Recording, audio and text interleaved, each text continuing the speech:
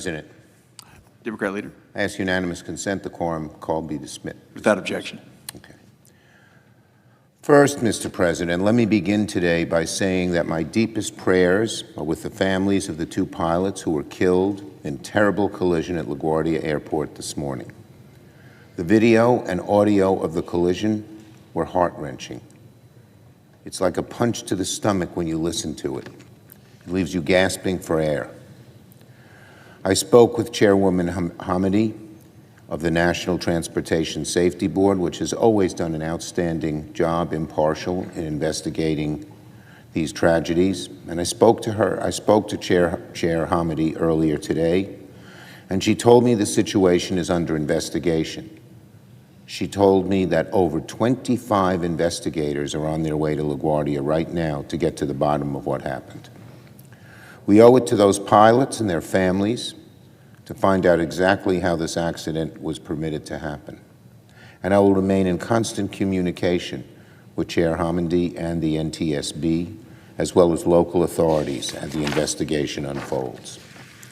My heart goes out to all of those affected by this tragedy. My heart goes out to the two pilots who were killed, and to all the passengers who were injured at LaGuardia. Okay, on Homeland Security talks. Over the weekend, and for weeks now, Democrats have engaged Republicans in good faith to pay our TSA workers, to fund DHS, while also enacting common-sense safeguards to rein in ICE. Both sides talked all weekend long. We had some constructive conversations, but there's considerably more work to be done, and Democrats are ready to keep negotiating. Democrats believe TSA staff should be paid now. We tried to move forward this weekend to pay these workers, but Republicans have blocked pay for TSA workers in a roll call vote where they all voted no on Saturday. And additionally, they have blocked pay for TSA workers 7 times when Democrats tried to bring it up. It's preposterous because the chaos at our airports is simply unacceptable. Still, Democrats are going to keep working in good faith.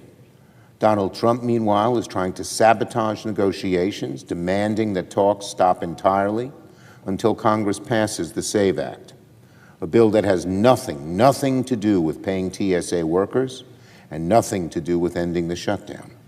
That's right.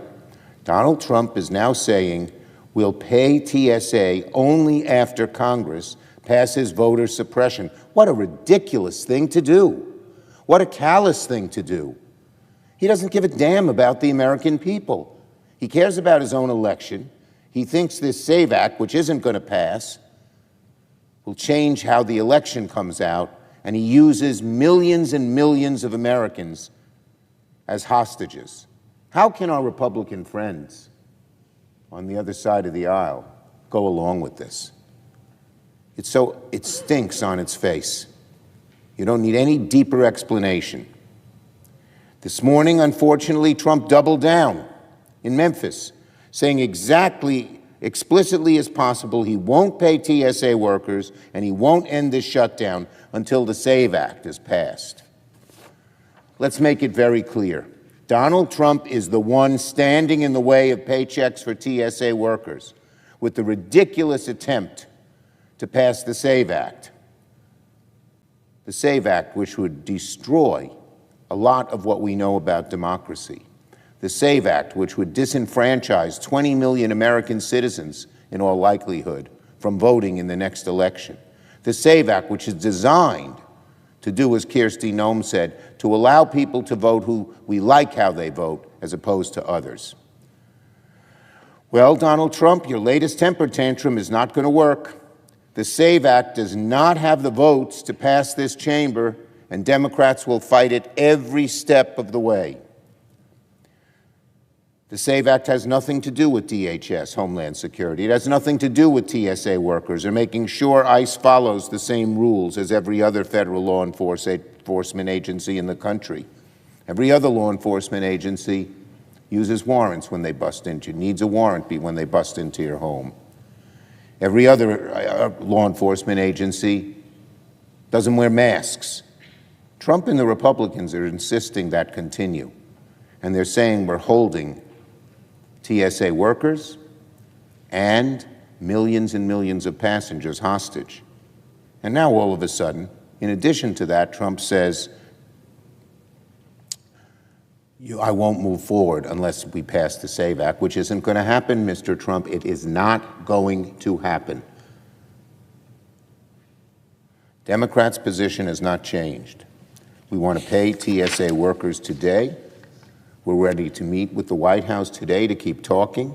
In fact, we were going to meet this morning with Tom Homan, but apparently the White House pulled that meeting because of Donald Trump's temper tantrum. They're all scrambling around there in the White House. They don't know what to do. Their boss, the president, comes out with these idiotic statements every day, whether it's related to the war in Iran, where he contradicts himself, whether it's related to the SAVE Act, where he doesn't even know what it does, or related to what's happening in Homeland Security. We hope that Donald Trump will stop derailing these talks and let negotiations continue. Democrats want to be reasonable, and we're going to keep working in good faith to reach a solution. We need to pay TSA workers ASAP. The American people want ICE to change its violent ways. They do not want a repeat kind of violence we saw earlier this year in Minnesota. They certainly do not want to see ICE detaining passengers at airports and making things work. Donald Trump is tying himself in a triple knot on the Iran war, on the SAVE Act, and on TSA workers. And he tightens that knot around his waist last night by saying ICE should go to the airports, and then by saying that he would not go forward unless SAVE Act passed. He's making it harder and harder for himself. He's making himself less and less popular with the American people, and he's causing tens of millions to wonder what is going on in that man's head.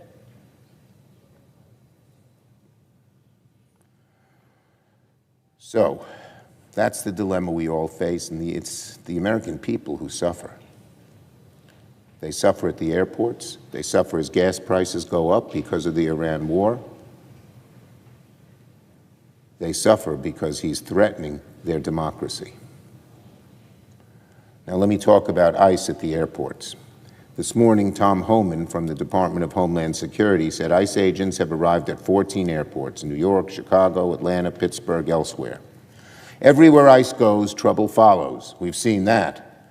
And it is highly likely the airports will be no exception. No one trusts that ICE is going to make things better. Patrolling airports is not in ICE's job description. It's certainly not what they're trained to do.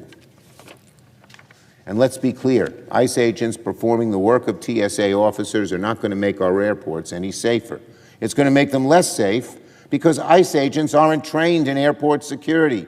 These agents aren't familiar with the layout of the airports they're walking into. They don't know the protocols or procedures in the same way TSA workers do. It's a simple solution, Donald Trump. Pay the TSA workers so you don't have to bring ICE agents in there. ICE agents are going to miss things, and that's assuming they focus on security.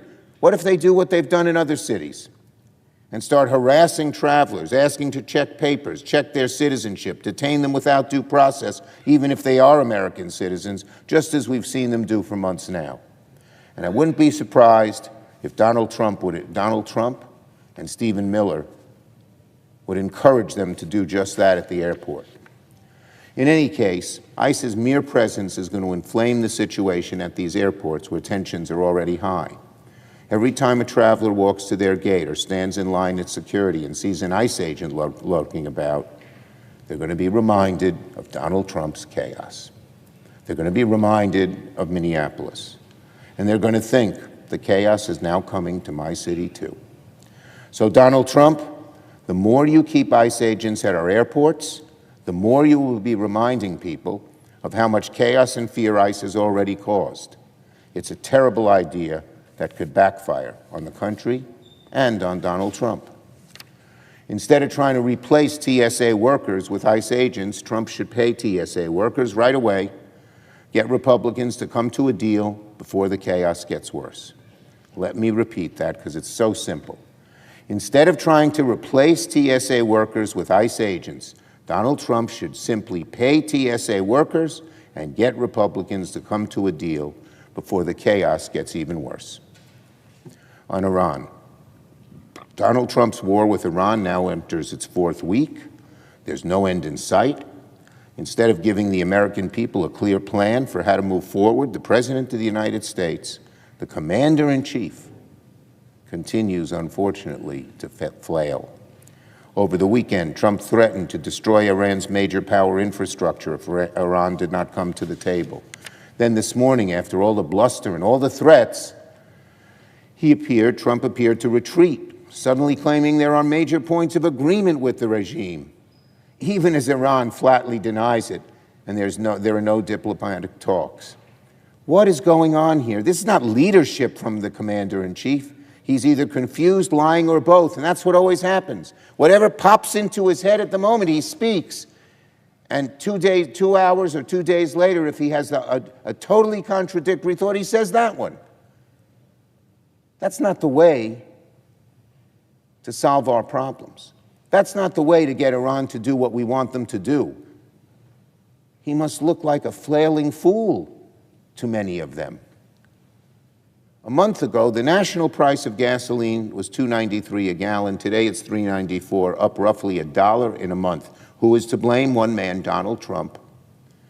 And this increase in gasoline is one of the sharpest monthly spikes Americans have seen since Putin's invasion of Ukraine. Prices had been coming down. Then Trump started a war that most of the American people did not want, and he sent prices shooting back up. Enough is enough. Senate Republicans need to hold hearings and bring members of the cabinet under oath to explain exactly what's happening in Iran. We need accountability, we need transparency, but most of all, we need a strategy and an endgame, something Donald Trump's war with Iran is dangerously lacking. Yield the floor.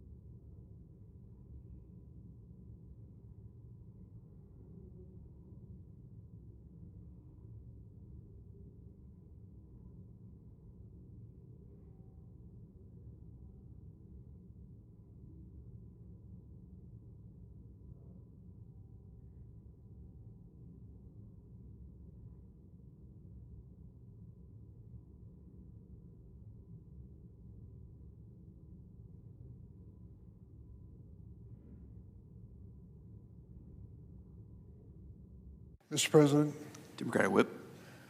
Mr. President, we in a quorum call? We're not. Thank you. Mr. President, today is the 16th anniversary of an amazing event in the history of the United States. Millions of Americans can remember a time when access to affordable health care was just not a reality in America. It was a time when you had a pre-existing condition, you or your family, you could be disqualified from any health insurance coverage because of it. And being uninsured was a reality for those who just weren't healthy and wealthy enough to afford it. 16 years ago today, it all changed when President Obama signed the Affordable Care Act into law, opening the door to quality, affordable health coverage for more than 30 million Americans. This transformed our health care system. Suddenly, no one could be denied insurance coverage because of a pre-existing condition. Addiction and mental health coverage were no longer optional, they were required in health insurance plans. And young adults could remain on their parents' plans until they reached the age of 26. Casting my vote for the Affordable Care Act is something I'm proud of and will never forget. But now, that law is under attack. Donald Trump and some Republicans in Congress have tried relentlessly to repeal the Affordable Care Act. They called it Obamacare, mocking it. And while they haven't succeeded outright, they've jeopardized its benefits for millions of Americans.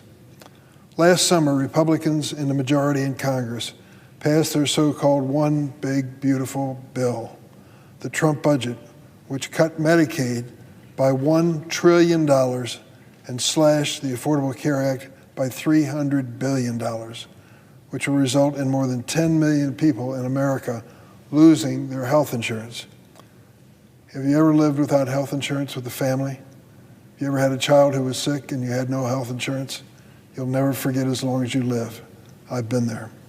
To make matters worse, Republicans in Congress also refused to extend the ACA's enhanced premium tax credit last year. The fallout of that Republican decision has been devastating to millions of American families. They've contacted my office and the office of every one of us, with both parties, and explained to people what happened to their health insurance premiums because of that decision in the Trump Big Beautiful Budget Bill.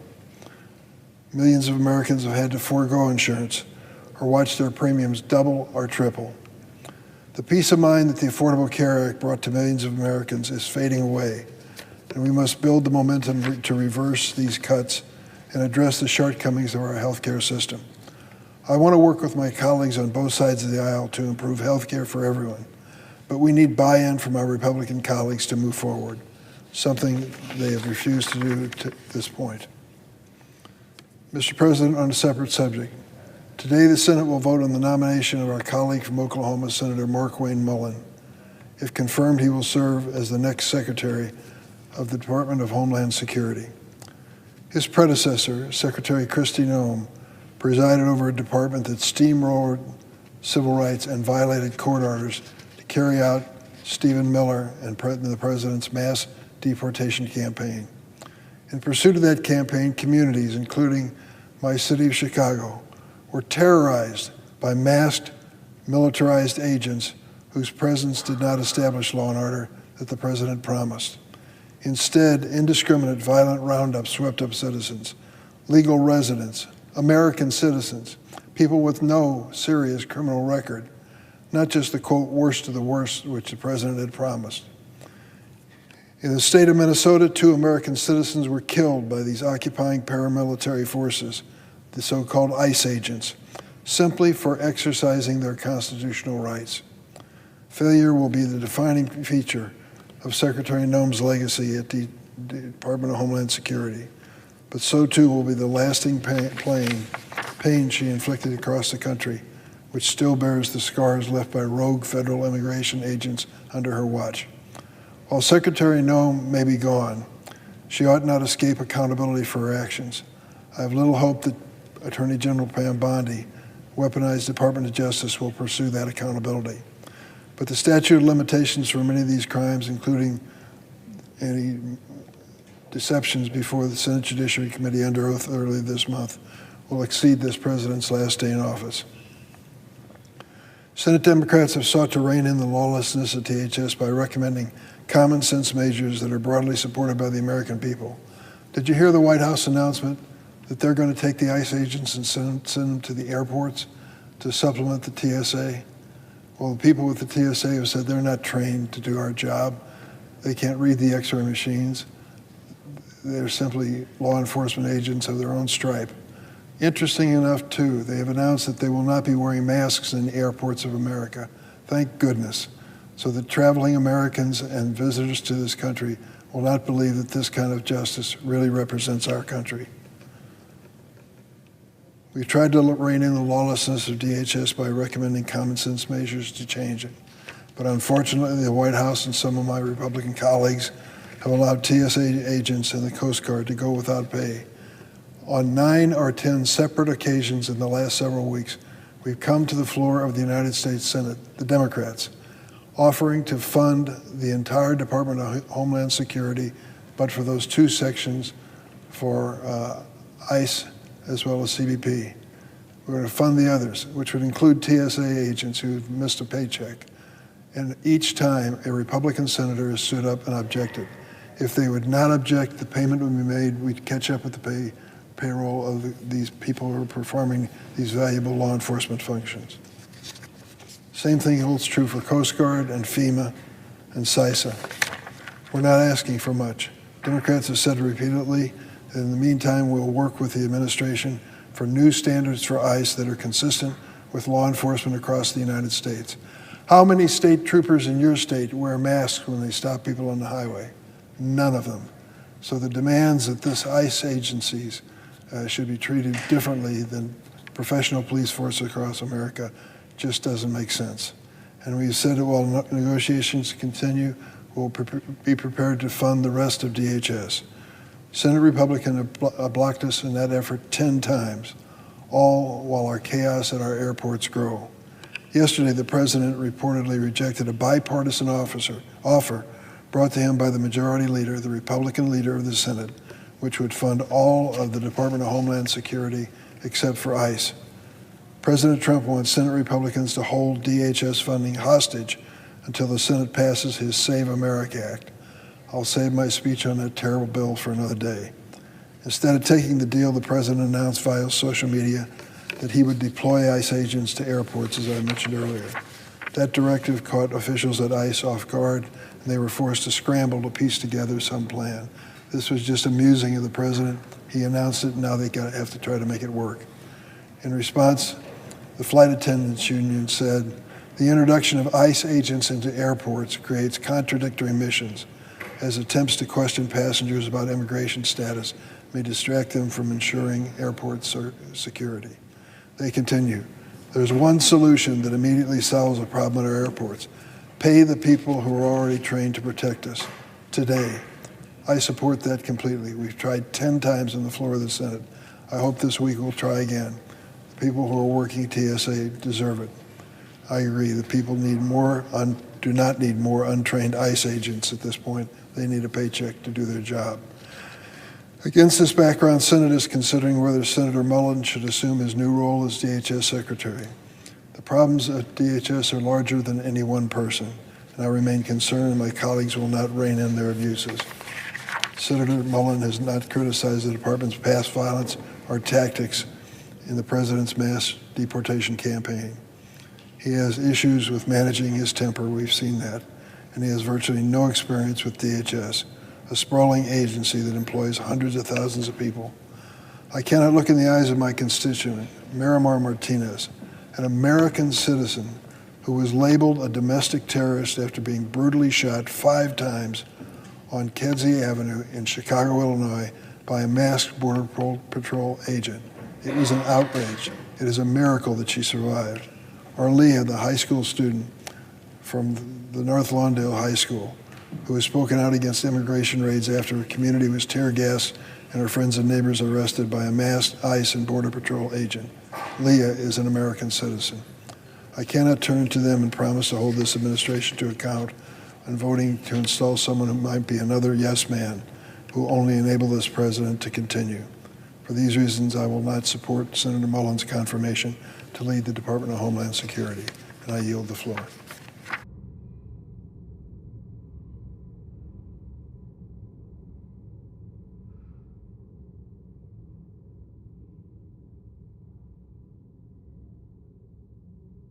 Mr. President, I note the absence of the floor. The clerk will call the roll. Ms. Alsop-Brooks.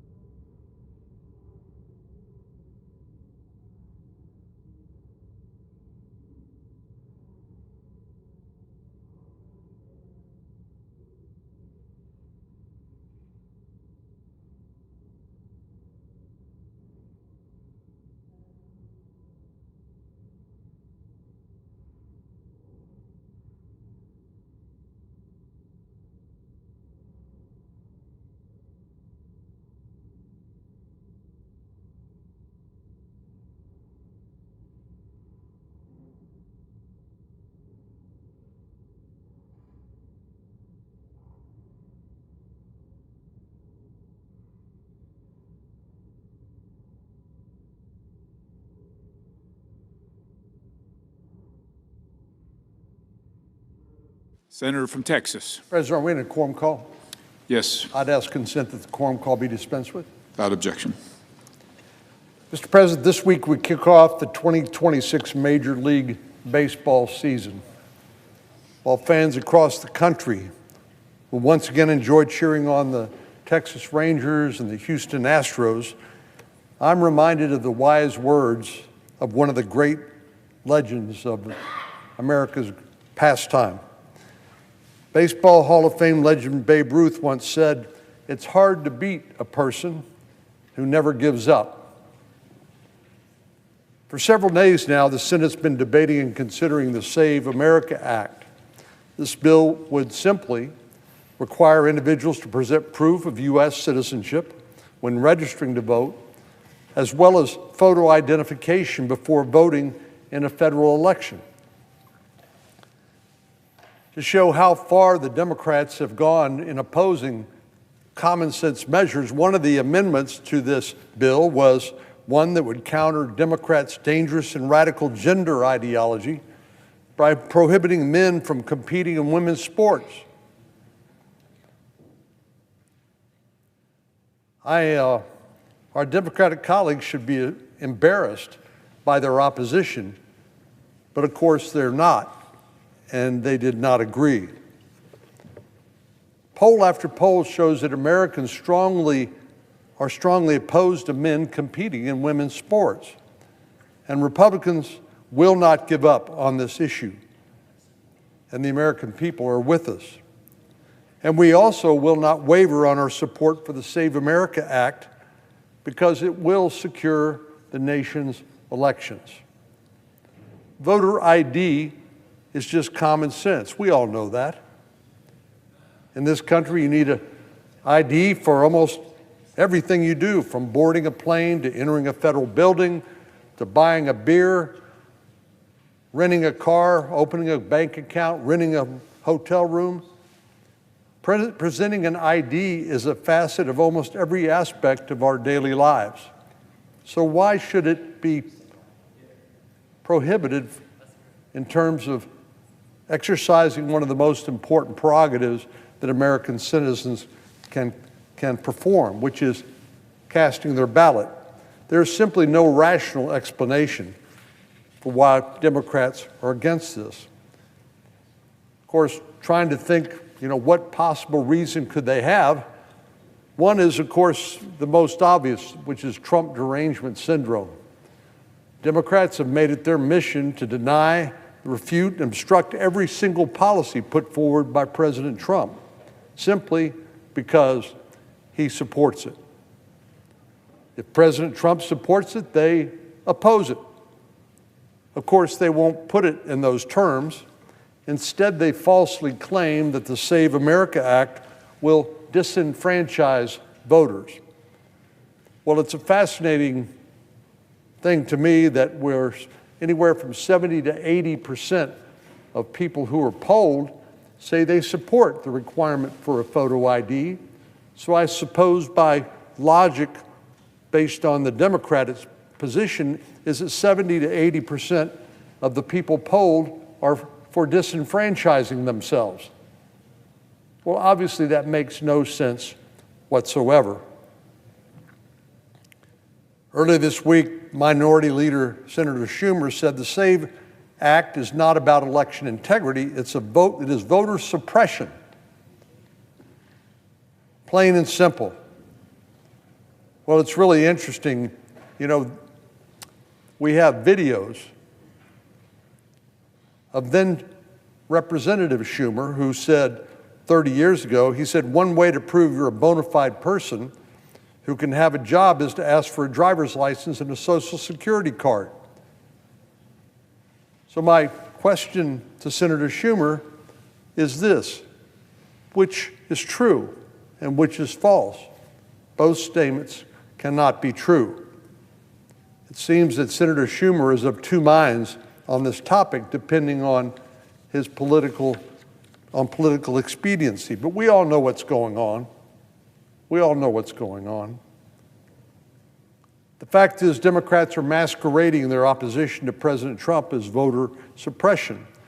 But we all know that's not true. The only votes that will be suppressed as a result of the passage of this bill will be that of non-citizens who cannot legally vote in the first place. Well, there's a lot of things that are illegal that aren't, if they're not enforced,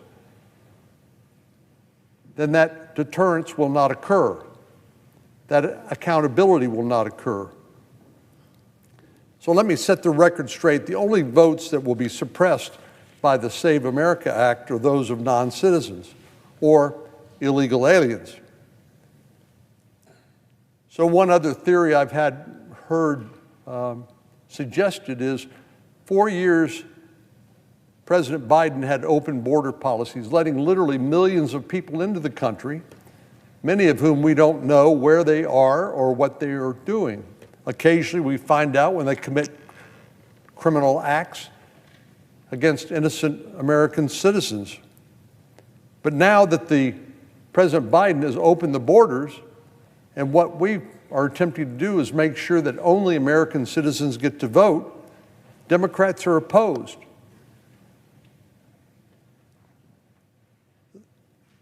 The only reason why Democrats, beyond Trump derangement syndrome, would oppose this is because they want the people who came in during the 4 years of the Biden's open border policies to be able to cast a ballot.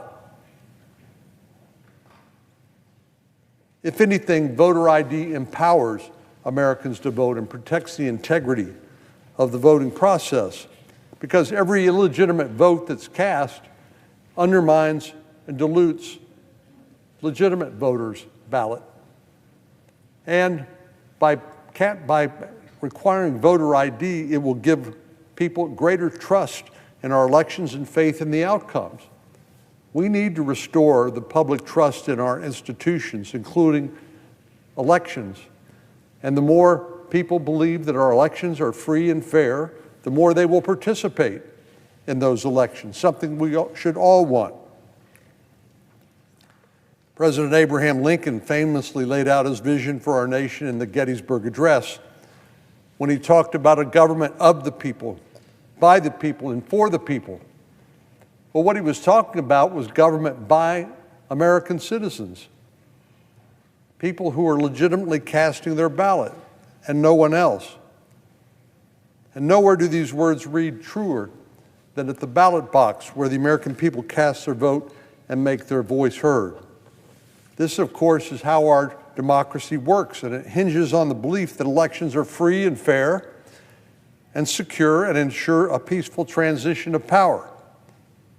Requiring a proof of citizenship is the surest and safest way we can help build trust and confidence with the American people and instill confidence in our elections. Self-government itself means nothing without free and fair elections. And as I've said multiple times this last week, this is an 80-20 issue But of course, our Democratic colleagues believe that 80% who support these common sense measures literally want to disenfranchise themselves, which is ridiculous. Public opinion is clear. The American people overwhelmingly support voter ID and proof of citizenship for voting. In 2025, the Pew Research Center showed 83% of voters, including 71% of Democrats, supported requiring photo ID at the voting booth. So the facts speak for themselves. Americans want and deserve photo ID.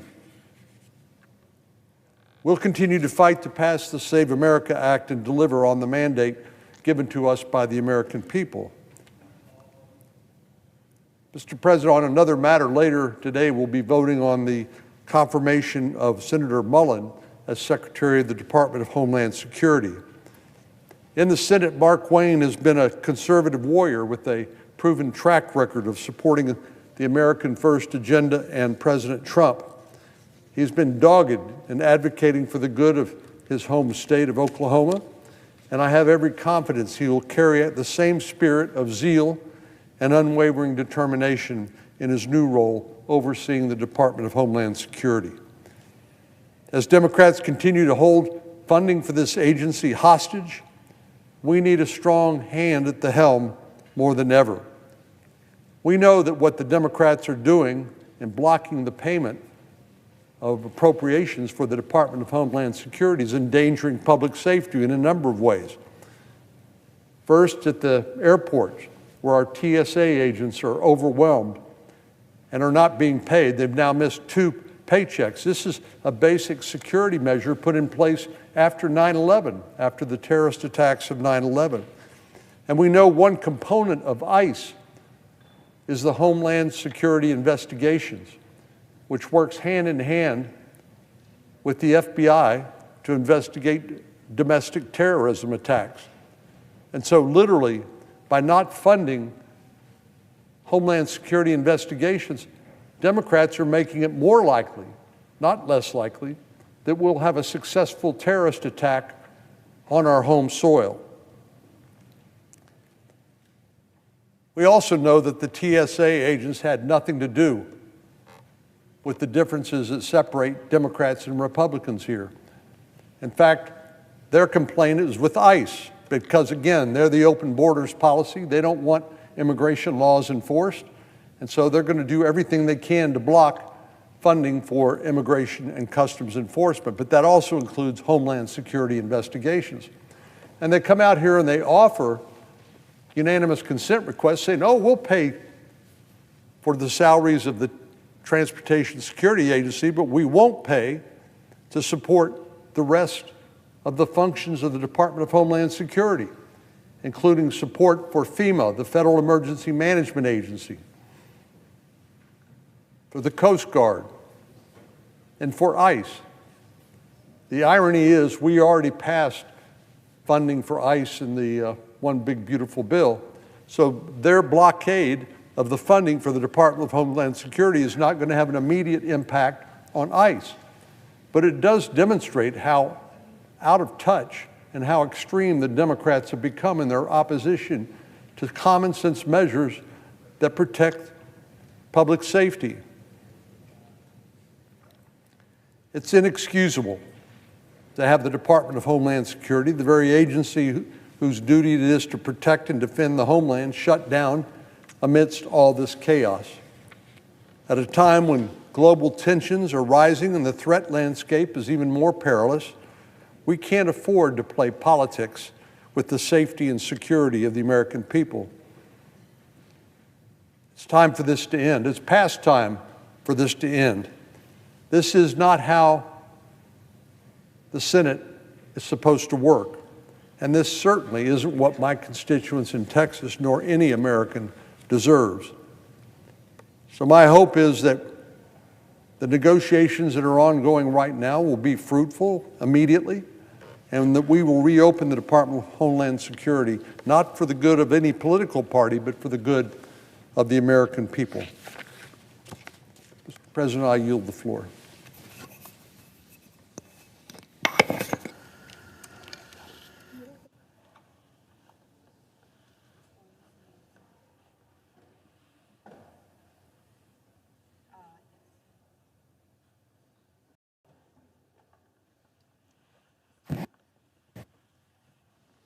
President, Senator from New Jersey. I noticed the absence of a quorum. Clerk will call the roll. Ms. Also Brooks.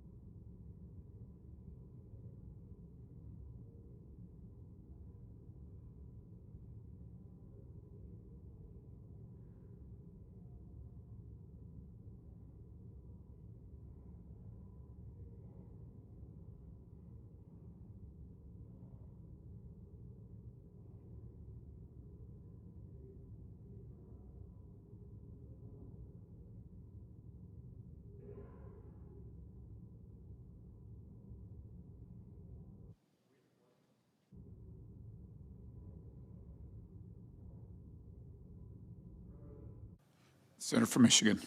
President, I move that the quorum call be initiated. Without objection.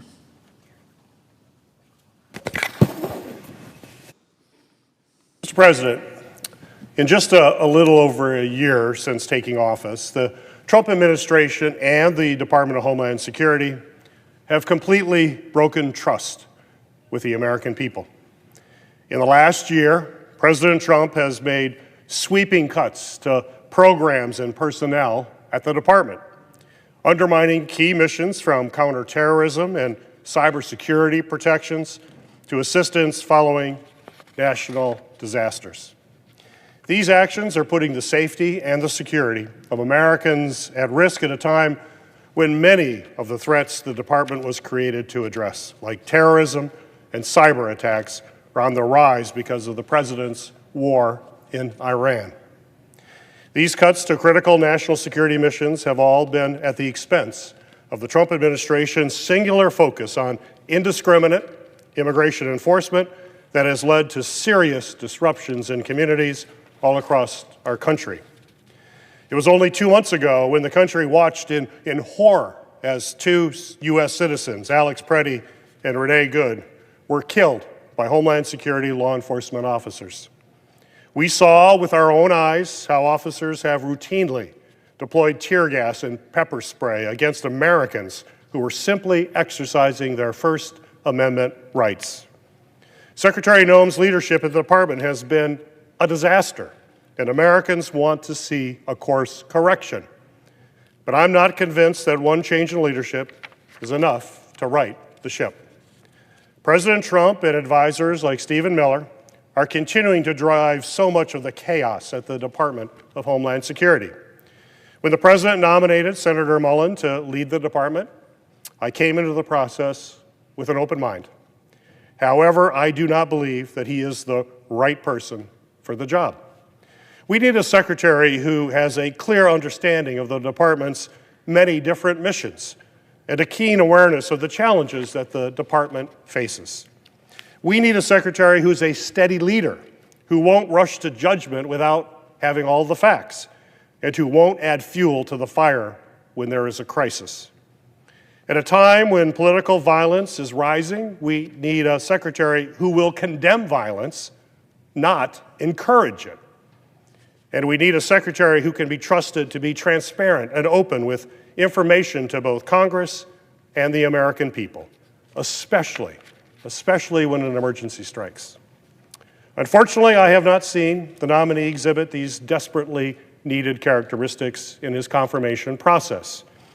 And I urge President Trump to reassess his administration's prior record, and nominate someone who will help return the department's focus to all of its critical national security missions. We need someone who will be more than just another rubber stamp. We need someone who will be thoughtful, deliberate, and work to restore the trust of the department. Therefore, I will be voting no, and I urge all of my colleagues to do the same. Mr. President, notice the absence of a quorum. Clerk will call the roll. Ms. Alsobrooks.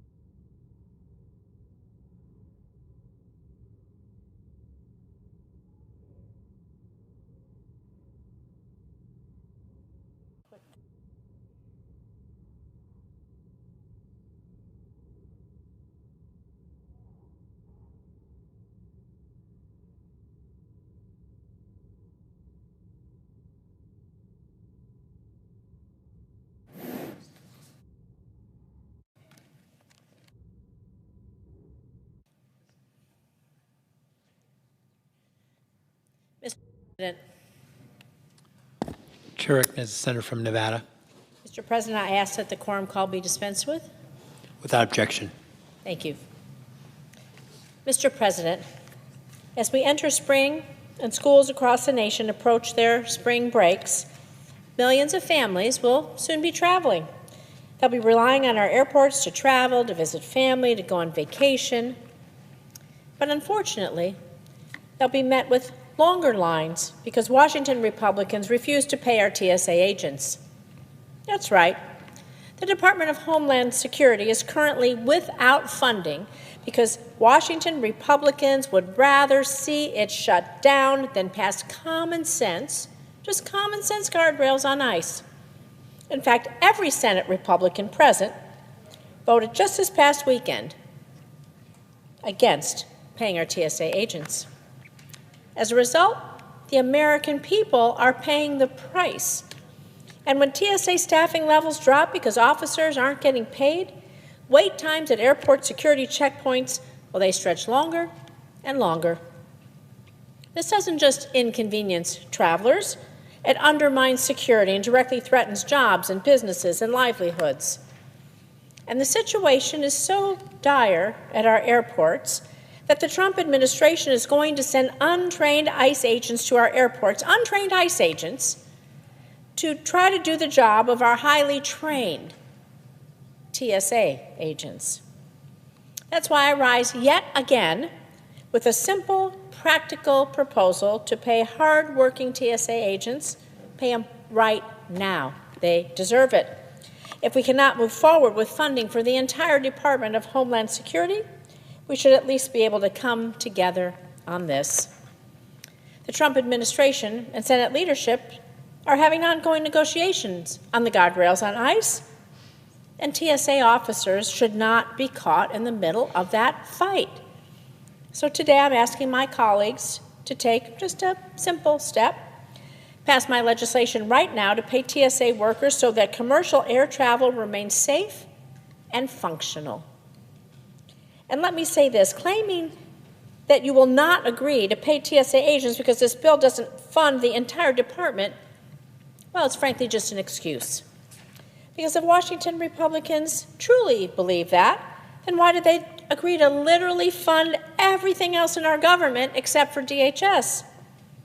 If it has to be all or nothing, like they're now claiming, then why agree to fund parts of our government where we have an agreement and leave DHS unfunded?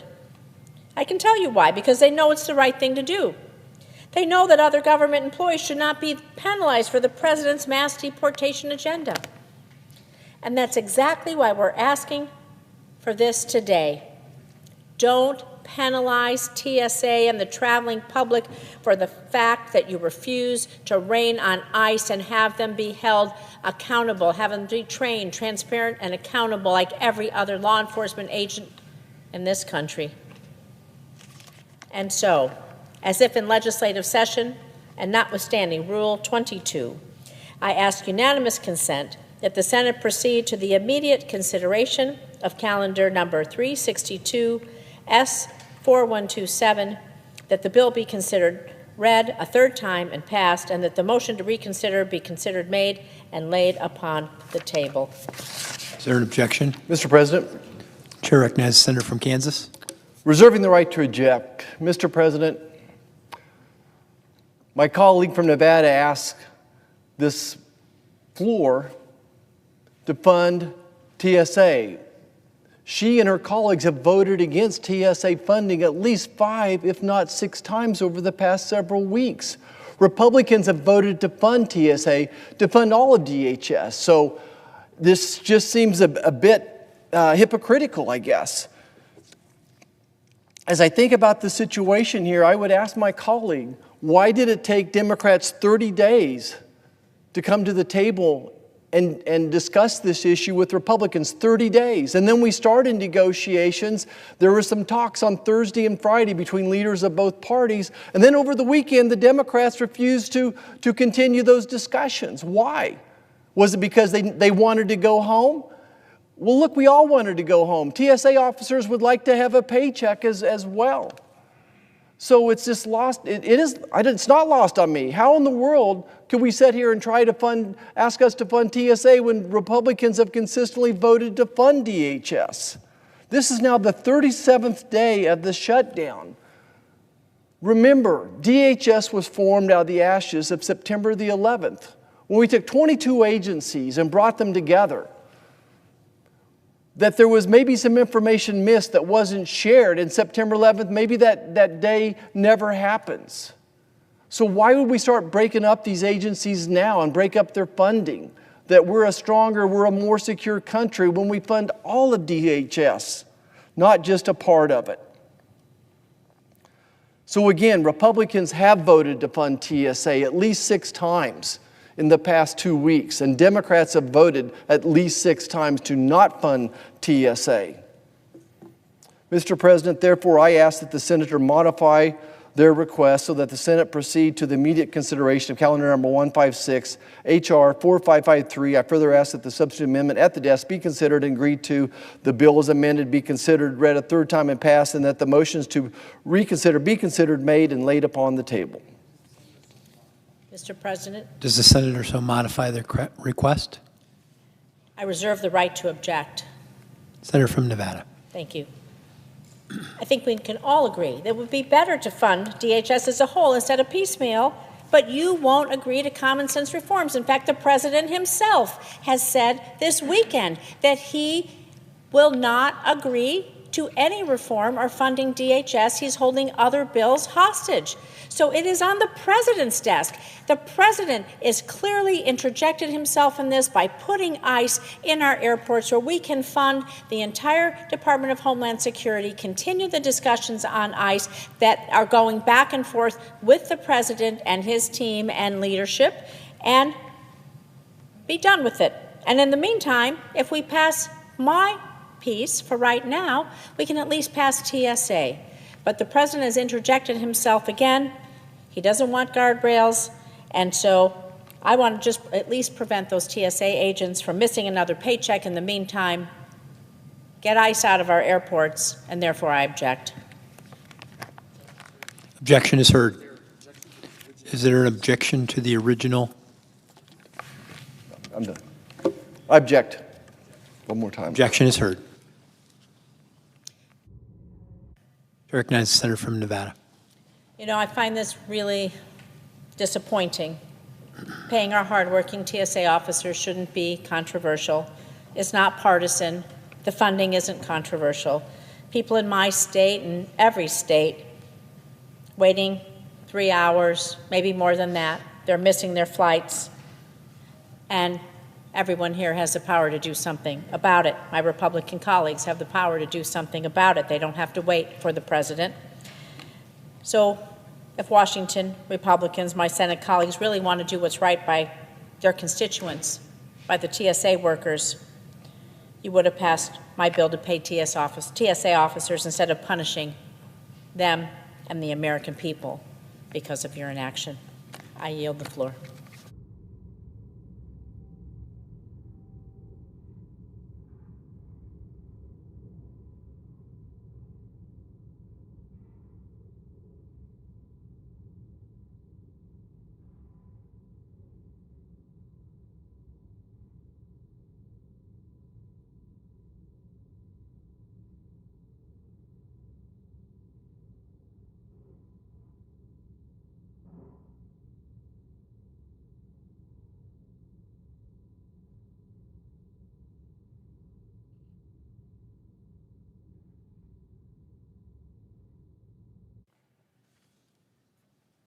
Mr. President. I recognize the senator from Oklahoma. Mr. President, I ask unanimous consent to waive the mandatory quorum call with respect to the McDonald nomination. Without objection.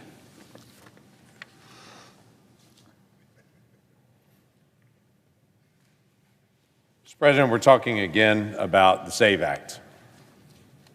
This simple piece of legislation focuses on 2 key ideas. That if you're an American citizen, which is required by law, you just show it. I call that the trust and verify portion of the bill. The 1965 Voting Rights Act begins with the statement, all citizens. It is already required under federal law that you have to be a citizen of the United States to vote. We've all agreed on that. There's no one disputing that. Republican, Democrat, Independent, we all agree American citizens are the ones that should decide the future of America. What we disagree on is, should we check? Or should we just trust that it actually is true?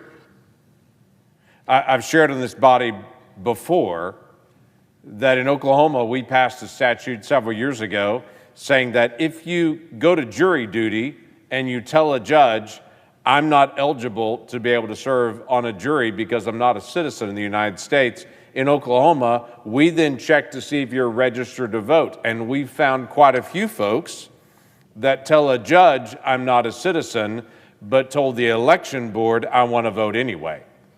Well, that's not illegal, but in Oklahoma, we purge the voter roll when that happens to be able to make sure those individuals that have already given sworn testimony they're not a citizen are not also registered to vote.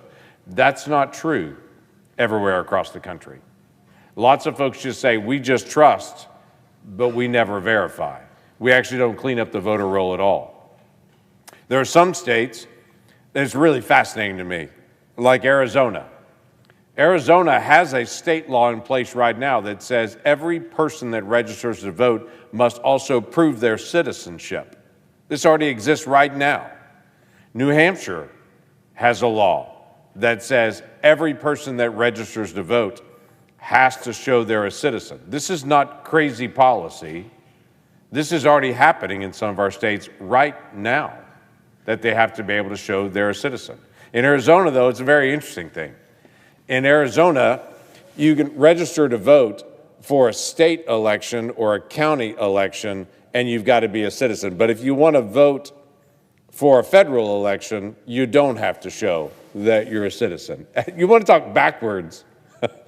This was a case that broke out there in a court case for them where they established, oh no, you've got to show that you're an American citizen to vote for the governor of Arizona, but you don't have to show that you're an American citizen to vote for the President of the United States.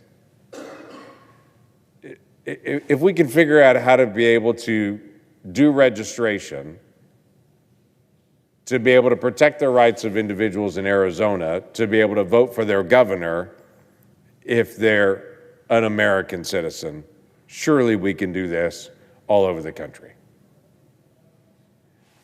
The Save America Act is simple.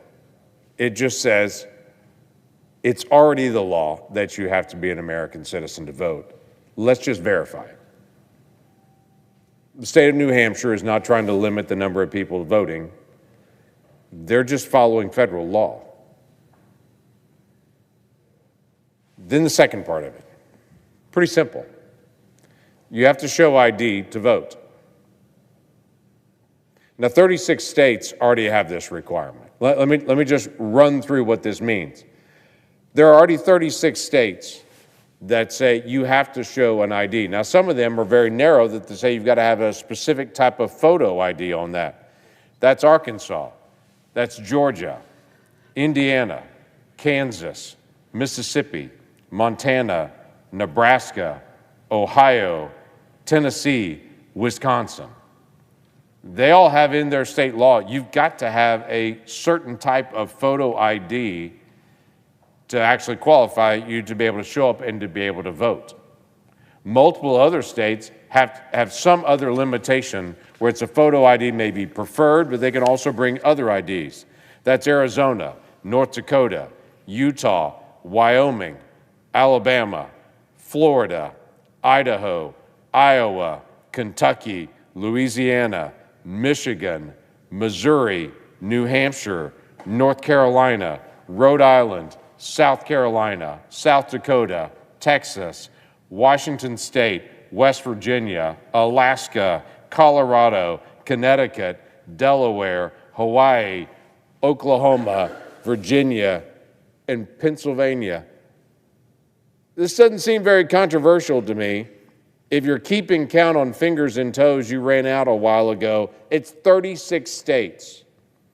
36 states already have some kind of requirement for ID to be able to vote. This has got to be the most non-controversial proposal sitting out there to say, how can we disagree when 36 states already do this? But for some reason in this body, it's controversial for us as a nation to do what 36 states already do. So we bring this to the body yet again, as we have now for days and days and days. The American people are just not offended with pulling out an ID at an airport to be able to get on a plane. They're just not offended by showing ID when they walk into a federal building. They're just not offended by pulling out an ID in some places when they're going to write a check, for those that still know how to write a check in America. It's just not that offensive to be able to pull out some sort of identification. And state after state after state have shown this doesn't limit the number of people that can show up to vote. It just limits the amount of fraud that can happen in that state when people vote. You just can't walk up to a polling place and say, my name is, and pick a name. You've got to show something with your name on it to vote. It's pretty straightforward. 36 states already agree, and they've already put this in practice. So all we're trying to say is, can we continue this as federal law? I think we can. Not just saying it's federal law, but actually verifying that it's actually applied. I'm a big fan of the phrase trust and verify. That's all that this does. I would hope at some point we'd have a breakthrough here. But in the meantime, I'm going to continue to be able to come back and to say, why can't we all agree on what most Americans nod their head and say, that's a pretty good idea, and just get it done? Mr. President, I yield the floor, and I would note the absence of a quorum. Clerk will call the roll. Ms. Also Brooks.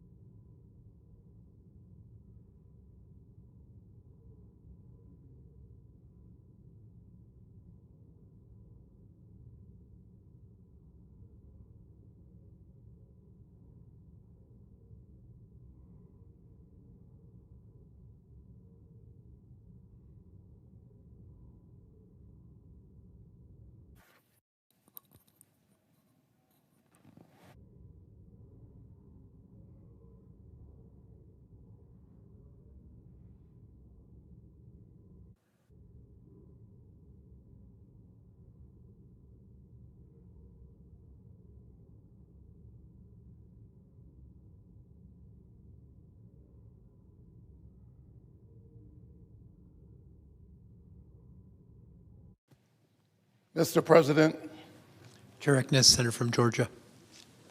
are we in a quorum call? We are. I ask that the quorum call be vitiated. Without objection. Mr. President, I could not help but respond in real time to my very able colleague from the great state of Oklahoma. I really wish things were as simple as my Republican friends would have us to believe. They want us to believe that this is simply a basic voter ID bill. Let me say the same thing I said several days ago. I believe that you should have to prove that you are who you say you are before you vote. But this is not a voter ID bill. This is a voter suppression bill. They really ought to call it what it actually is.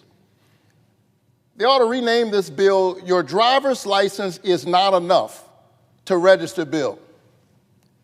Not only is your driver's license not good enough in most states, except those states where your citizenship is a part of your driver identification. That's literally a handful of states. You will not be able to register to vote using your driver's license. You will not be able to register to vote using your student ID. You will not be able to register to vote using your military ID. Let's be very clear. The Republicans know that their policies are failing, that they have kicked 15 million Americans off of their health care, that they have doubled health care premiums for some 22 million Americans. They have dragged us, or they have enabled this president to drag us into a war, and he can't even explain why we're there. And they want to make it difficult for everyday Americans to hold them accountable. This will not stand. It will not succeed. This bill especially disenfranchises women. There are many people right now, listen to me at home, who are registered to vote right now, and you say, well, I've never had to prove my citizenship in order to vote. You will after this bill. If this bill is passed, you will. If you move, you'll have to re-register. If you change your name, if you get married, you'll have to register to vote as we do. And all of a sudden, your driver's license will not be good enough, even though you've been voting for years, decades. That will not be good enough. Imagine being a woman, your birth certificate does not match your current name, and so you got to go drag out documents that you haven't seen for years in order to certify that you are a citizen. And the question you ought to ask is why would they go through all of this? Why is this necessary when there is no evidence at all that we have some major problem of voter fraud through voter identification? It is already illegal to vote if you're not a citizen. It's illegal. They will deport you. You will be prosecuted under law if you register to vote and you are not a citizen. If you try to vote, you're not a citizen, it is a crime. You can be deported. And they're trying to convince us that there are droves of people in this country who are willing to risk deportation, risk being arrested, risk the abuse that we are seeing visited upon American citizens by ICE agents in real time, that they're willing to risk all of that in droves in order to change the outcome of an election. It defies credulity. And it's simply not true. Donald Trump wants to meddle with the outcome of the midterm elections because he knows that he is losing. And citizens who are watching this right now, not only ought you to reject this, as we're doing on your behalf, you ought to register in droves. and put this nonsense to an end. Democracy is the very house we live in. It is the place in which we get to fight for the things that we say matter. And little by little, they are chipping away at the democracy itself.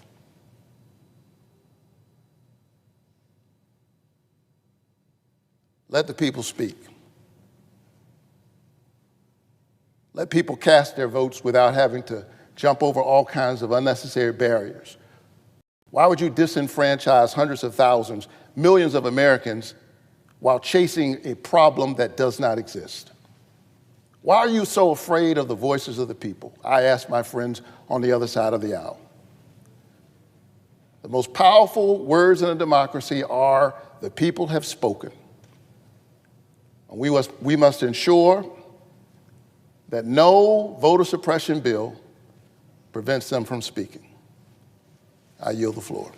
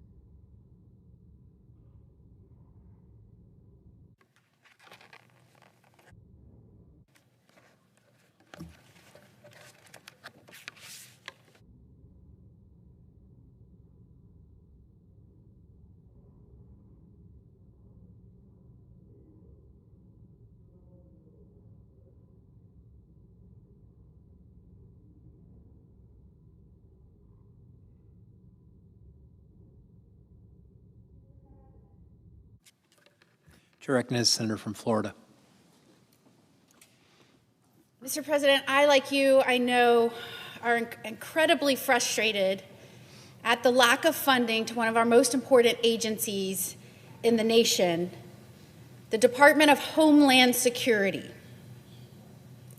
And due to my Democratic defund, disorder colleagues, the political antics that they have thrown up to block funding to this incredibly important agency is being done at the expense of protecting Americans. We are now in week 6 of an ongoing DHS shutdown.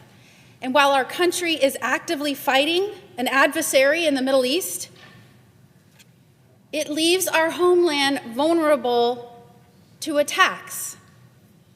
Thousands of DHS employees have now missed multiple paychecks because of the show.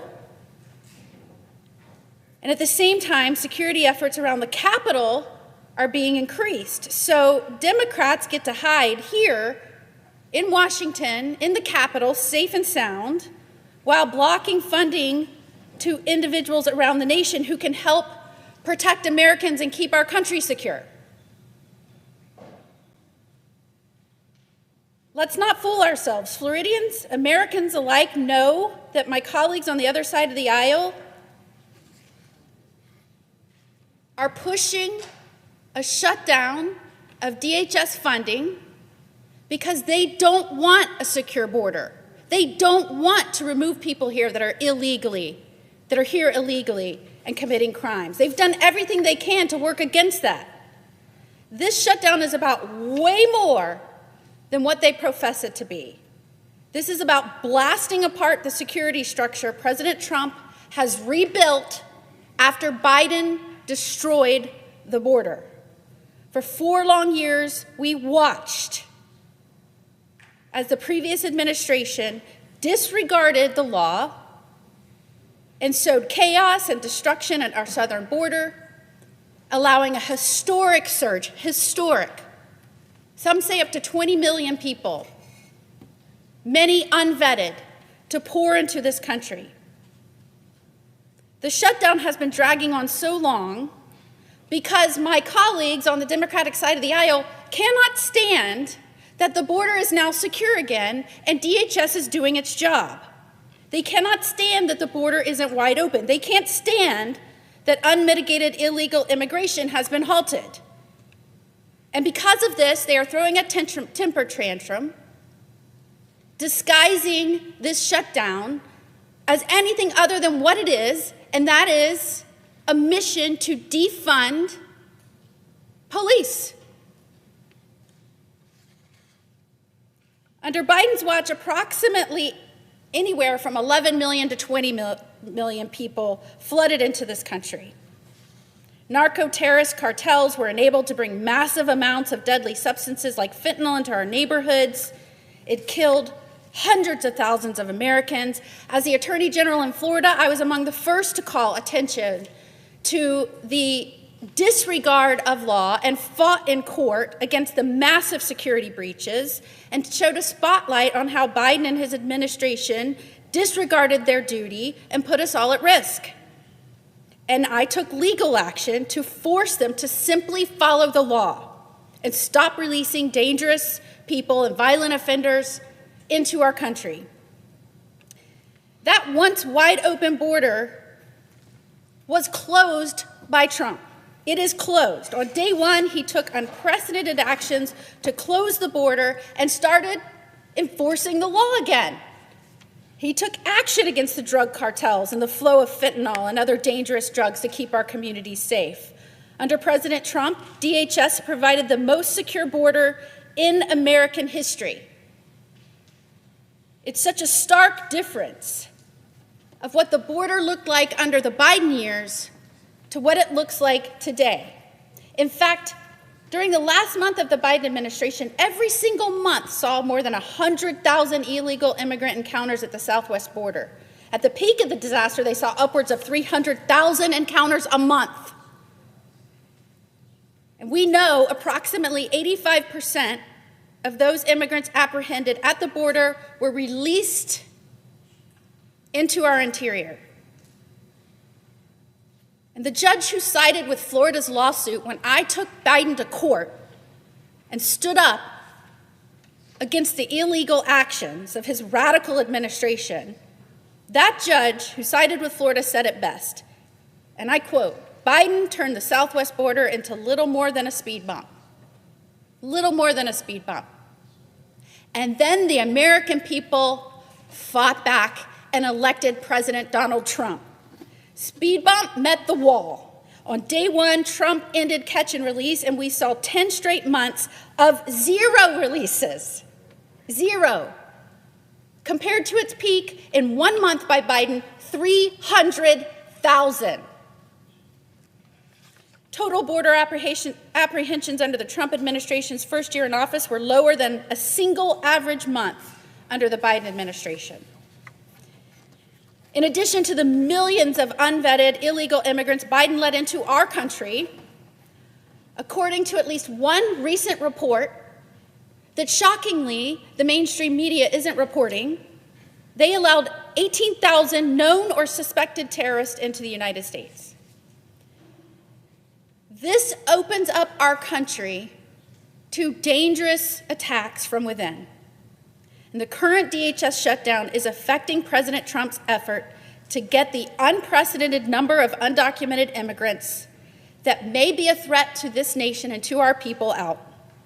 And now with our country engaged in fighting in the Middle East and DHS hampered by my Democratic colleagues, we face unimaginable danger, and we've already seen violent attacks within our borders.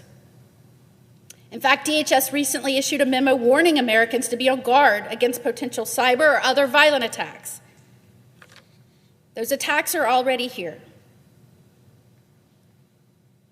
It is going to take time to clean up the disaster of the last administration. But we are well on our way. We were making great strides, and the other side of the aisle hates that. We know that U.S. Immigration and Customs Enforcement has been instrumental in preventing terror threats, removing more than 1,500 known or suspected terrorists.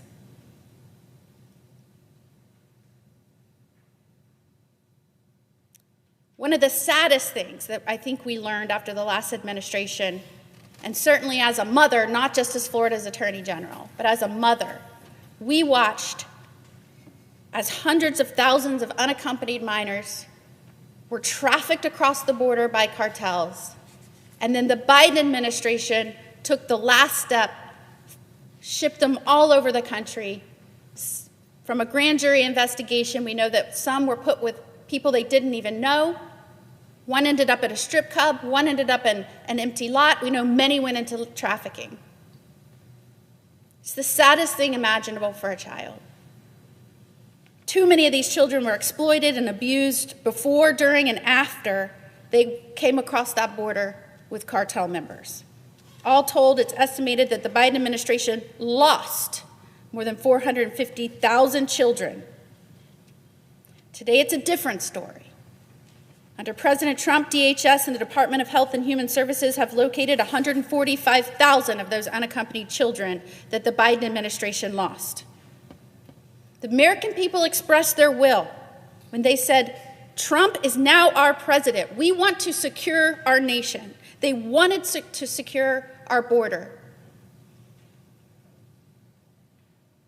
And now my Democratic colleagues are obstructing the will of the American people by saying, oh yeah, you have a president that's following the law? You have a president that's taking seriously his duty to protect this country and our communities? Well, watch what we do now. We're going to defund the police. We're going to defund those agents at the border, and we're going to defund those within that are protecting your communities and helping get those that are here right now. We saw this in Chicago last week. A murder by someone here, led in by the Biden administration, here illegally, of a young college student again, and they want to tie the hands of the law enforcement officials charged with getting them out.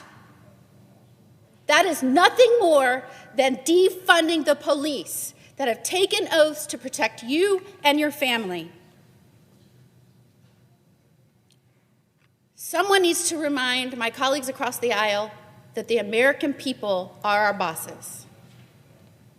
They want a safe border. They want safe security, safe communities.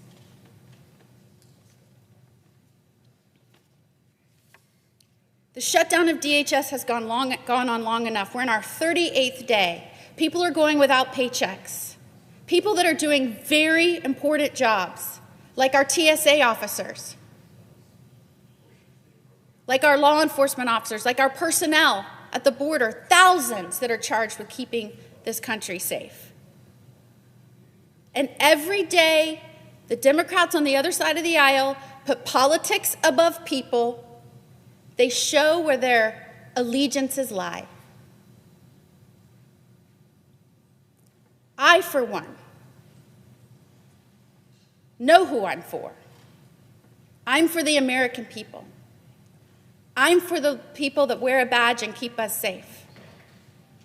I will always show up on this floor and make sure that the American people know who we're fighting for. The American people are our bosses.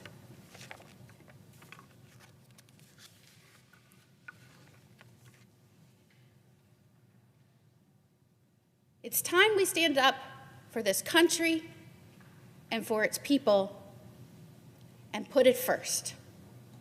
And put simply, Mr. President, I implore my colleagues on the other side of the aisle to remember why they're here, to remember the country that they profess to serve and the people they profess to serve. Put them first, and let's fund DHS. Thank you, Mr. President. I yield back.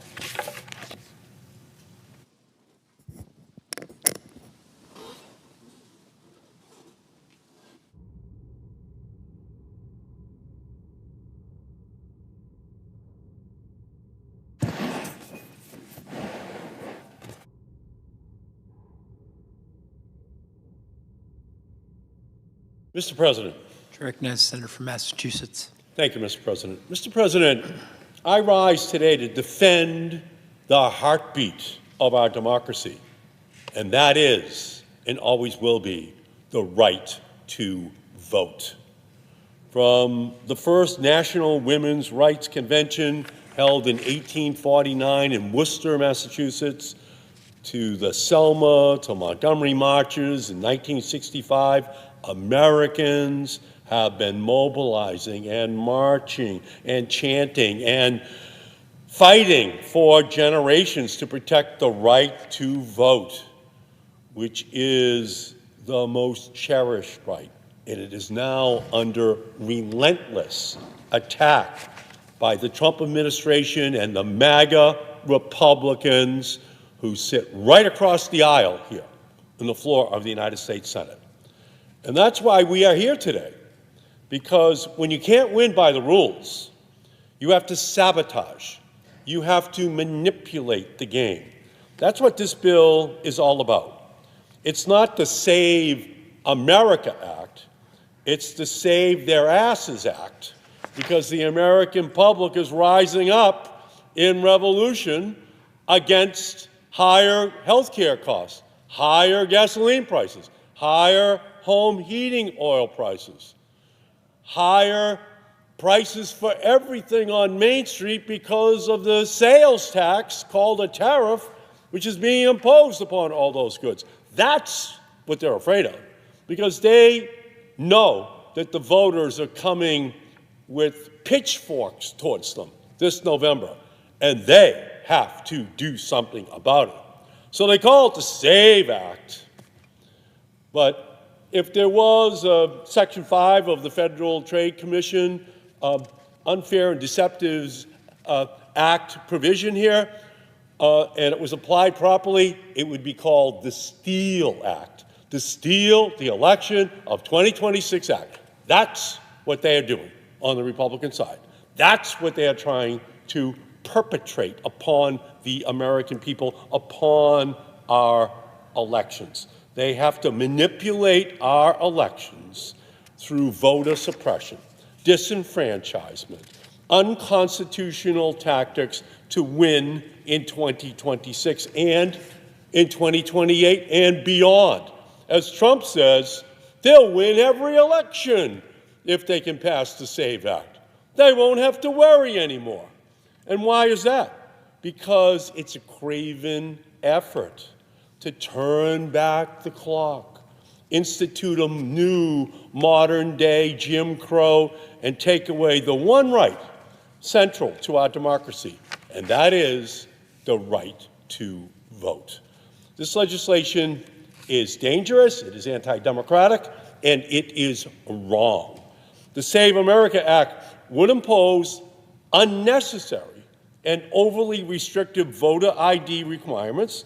It would require Americans to present a birth certificate or passport in person whenever they register to vote or whenever they need to update their registration.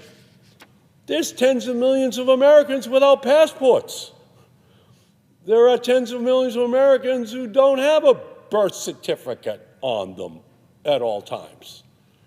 That's the goal of the Republicans. No, you can't vote today. We're going to make it impossible for you to vote. Now, the goal in America should be more people are voting. It's already too low. No, that's not the Republican Party's goal here. Their goal right now is fewer voters, lesser participation in our democracy. That's what they're trying to perpetrate upon our democracy right now. Because most Americans right now, they register to vote online, through the mail, or at their Department of Motor Vehicles. Only 6% of Americans register to vote in person at an election office. And the Republicans know this. And that's why they want to establish the new standard for everyone. It's like forcing everyone to use a fax machine to register to vote. It makes no sense, it's unnecessary, and it would only prevent people from participating in our democracy. The new requirement to present a photo ID at the polling place is more stringent than laws already on the books in all but one state in the country. If the SAVE Act, if the STEAL Act passes, it will be easier to buy a gun in many states than to vote. Can I say that again? The NRA does not want it to be difficult to buy a gun. Republicans go along with that. Red states, standards are very low to buy a gun. But to vote, oh, now they're concerned. Now we need standards which make it almost impossible for tens of millions of Americans to be able to comply. So just let that sink in. It would be easier to buy a gun than to exercise the most fundamental right of citizenship in our nation. And who would bear the brunt of this law? The 146 million Americans who do not have a valid passport. I had never been to Washington, D.C.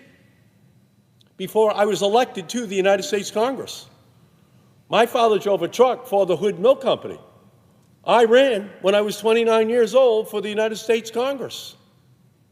And I won.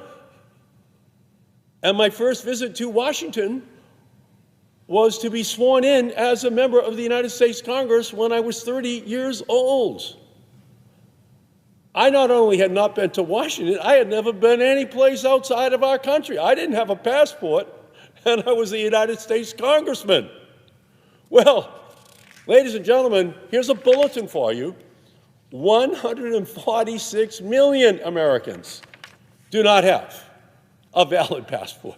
I know because I would have been one of them. That's nearly half of all American adults.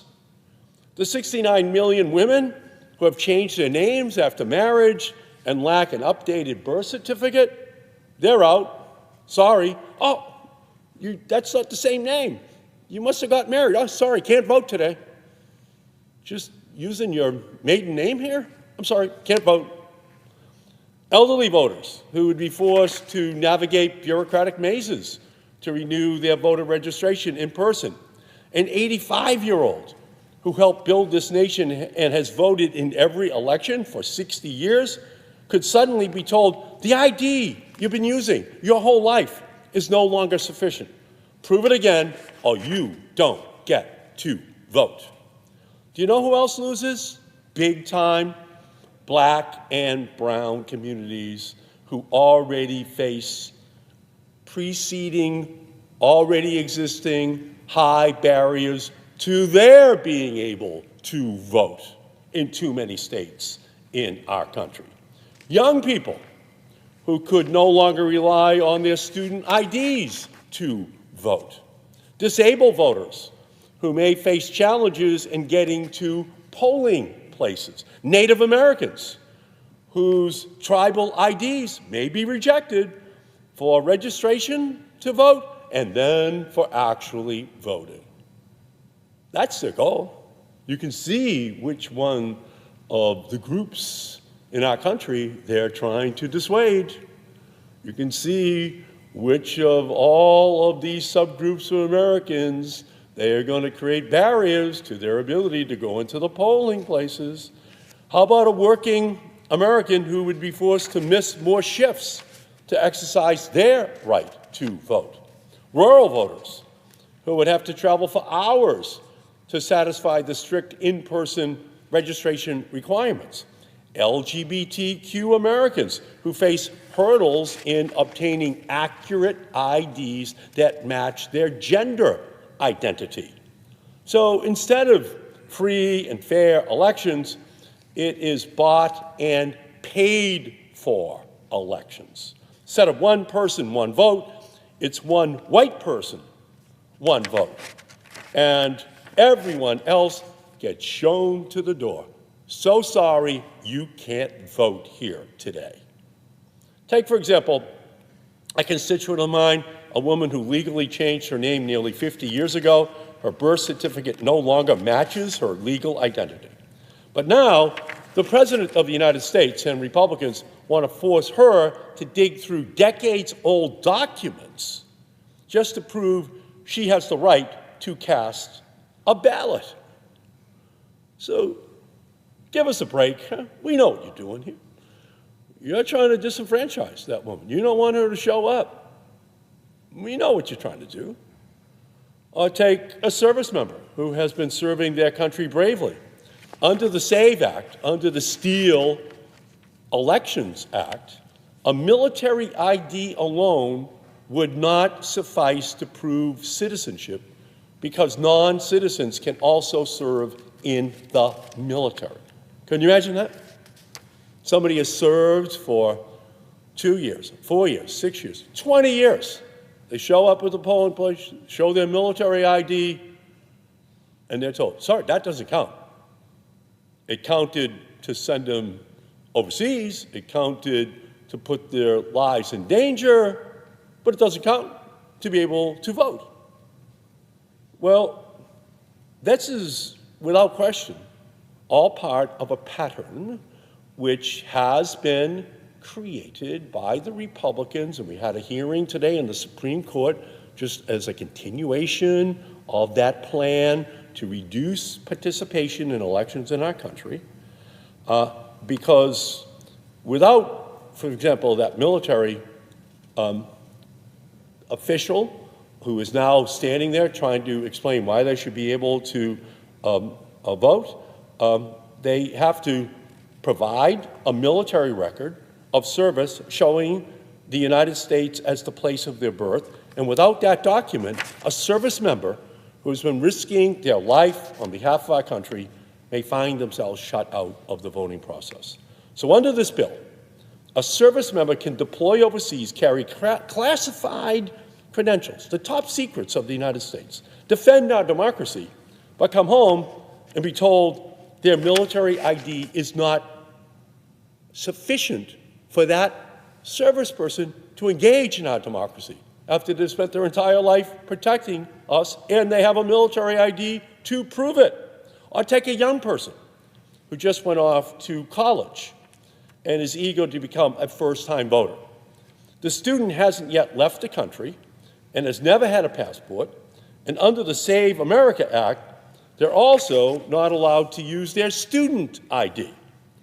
But by the time they apply and receive their passport, the voter registration deadline has passed, and they won't be able to cast that first ballot they were so excited about. So just think about that. The student is in one of our great universities across the country. They think that they're going to be able to register and vote where they're going to school, and they have a student ID, and now they're told, you cannot vote. You have to get a passport, which that student has never had. Let's take a single working mom who just moved home. This new law might force her to re-register to vote in person due to her address change. Although she has the required documents, she is unable to find the time between her shifts and taking care of her children to visit an election office in person. On the day she does show up to the polls to cast her vote after losing a day of work, she is told she cannot vote. This bill is unconscionable. It is un-American. It is actually unworkable. But that's not deterring the Republicans. They have a goal. They want to save their seats. They want to lower the participation in the elections this year and in the 2028 election cycle. That's what it's all about. Steal elections. That's all it's about. And this bill itself, it doesn't test whether you're eligible to vote. It tests whether you can outmaneuver unnecessary red tape, whether you have the time and the resources and the documentation to satisfy a system designed just to say no. We cannot become a country that cares about representation for some instead of representation for everyone. The future and the strength of our democracy depend on every single American being heard at the ballot box, not just those who Donald Trump and his MAGA supporters deem as worthy to be able to vote.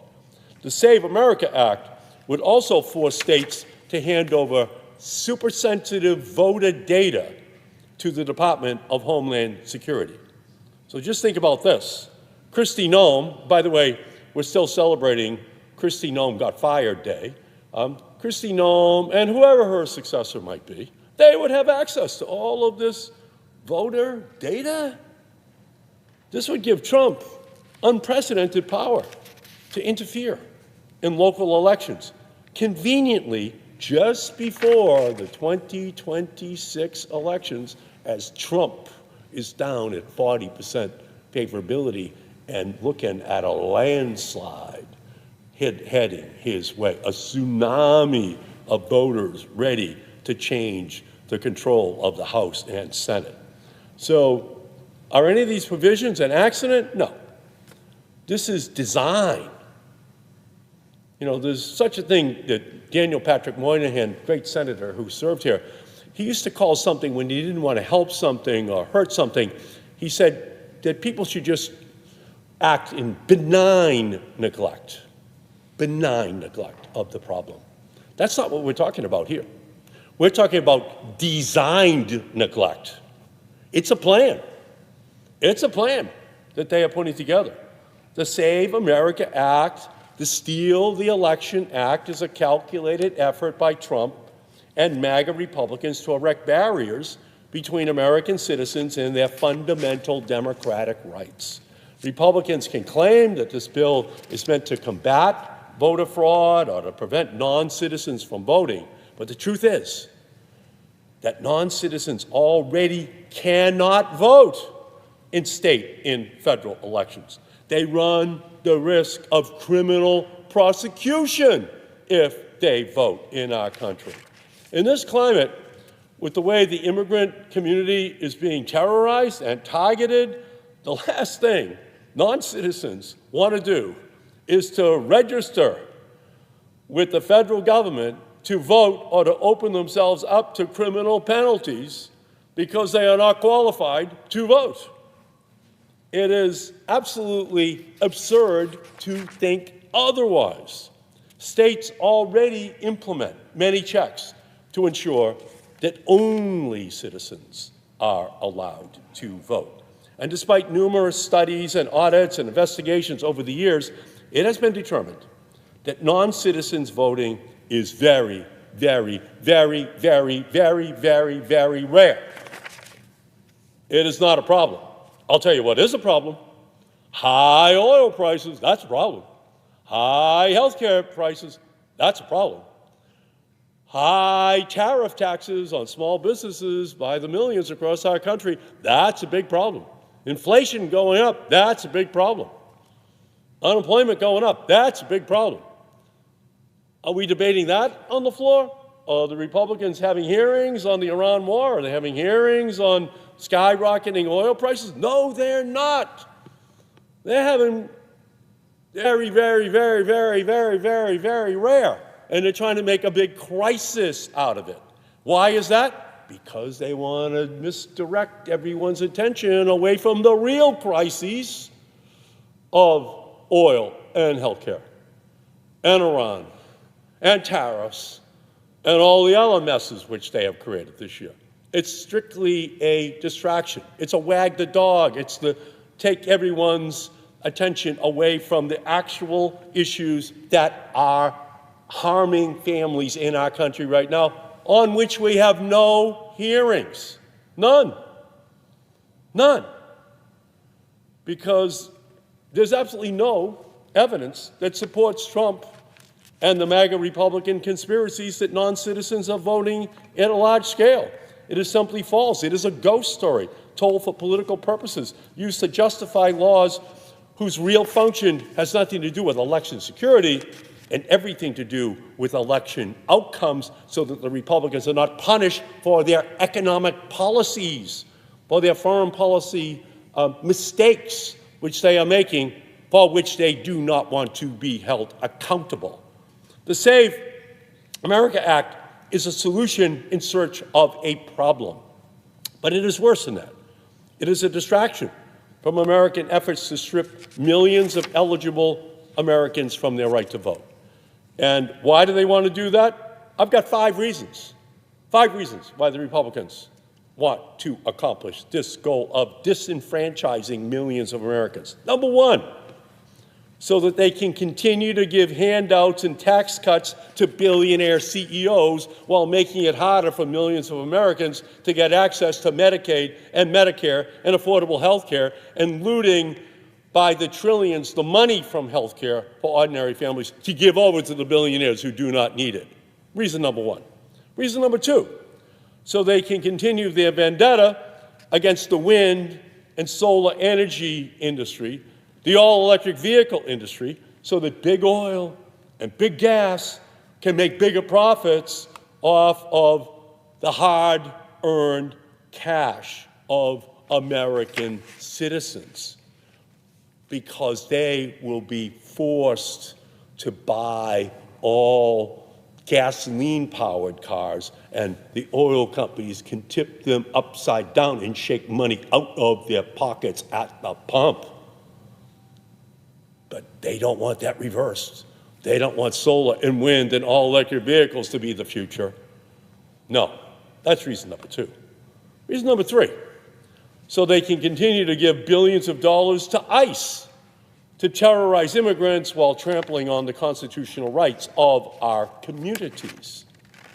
Right now, we have masked agents across our country not wearing cameras and violating constitutional rights that were built in to the Constitution during the American Revolution and its aftermath. And they just hate the idea that they would have to comply with those constitutional safeguards that have matured and been codified over the centuries.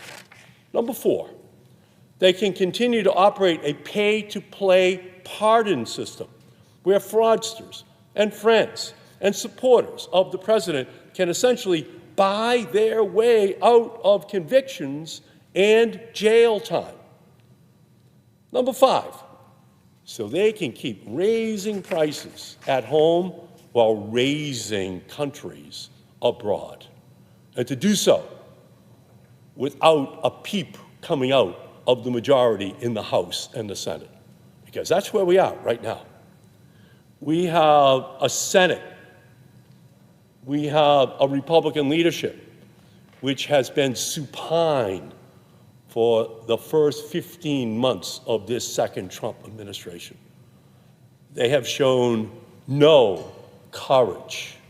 It is almost as though they had a vertebrae bypass operation that has made it impossible for them to be able to stand up to the illegal, to the corrupt, to the absolute disgraceful foreign policy from Venezuela to Greenland to Iran and on and on and on that Trump has been engaging in without a peep out of the Republican Party. There's only three things you need in politics: backbone, backbone, and backbone.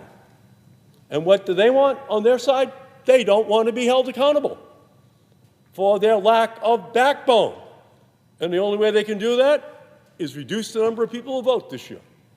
Don't allow for there to be a change of government by suppressing the votes of those who are most likely to be angry at what they have been doing to our country over the last 15 months. Trump has thrown us into an illegal, reckless war, which is costing lives abroad, costing hundreds of billions of dollars of taxpayer dollars, costing American families at the pump, in home heating oil, in airline tickets, in grocery prices, and in every other monthly bill. It's just going to ripple through our entire economy because he has created a global energy apocalypse. And every time Americans go to the pump, they are in for a crude awakening, courtesy of Donald Trump's illegal war in Iran. The average price at the pump right now is $1 higher than it was just 4 weeks ago. Cumulatively, Americans spent $2.6 billion more last week than they did on gasoline before the war started. And $2.6 billion, it could pay for a lot of solar on more than 853,000 homes without any incentives. $2.6 billion could pay for about 350,000 drivers to use the electric vehicle tax rebate, which would insulate drivers from these crazy oil spikes. Home heating oil prices are up by $1.20 a gallon in Massachusetts, which many families rely on to heat their homes. That means $350 more to fill up their tank, and it's still cold in Massachusetts in the winter.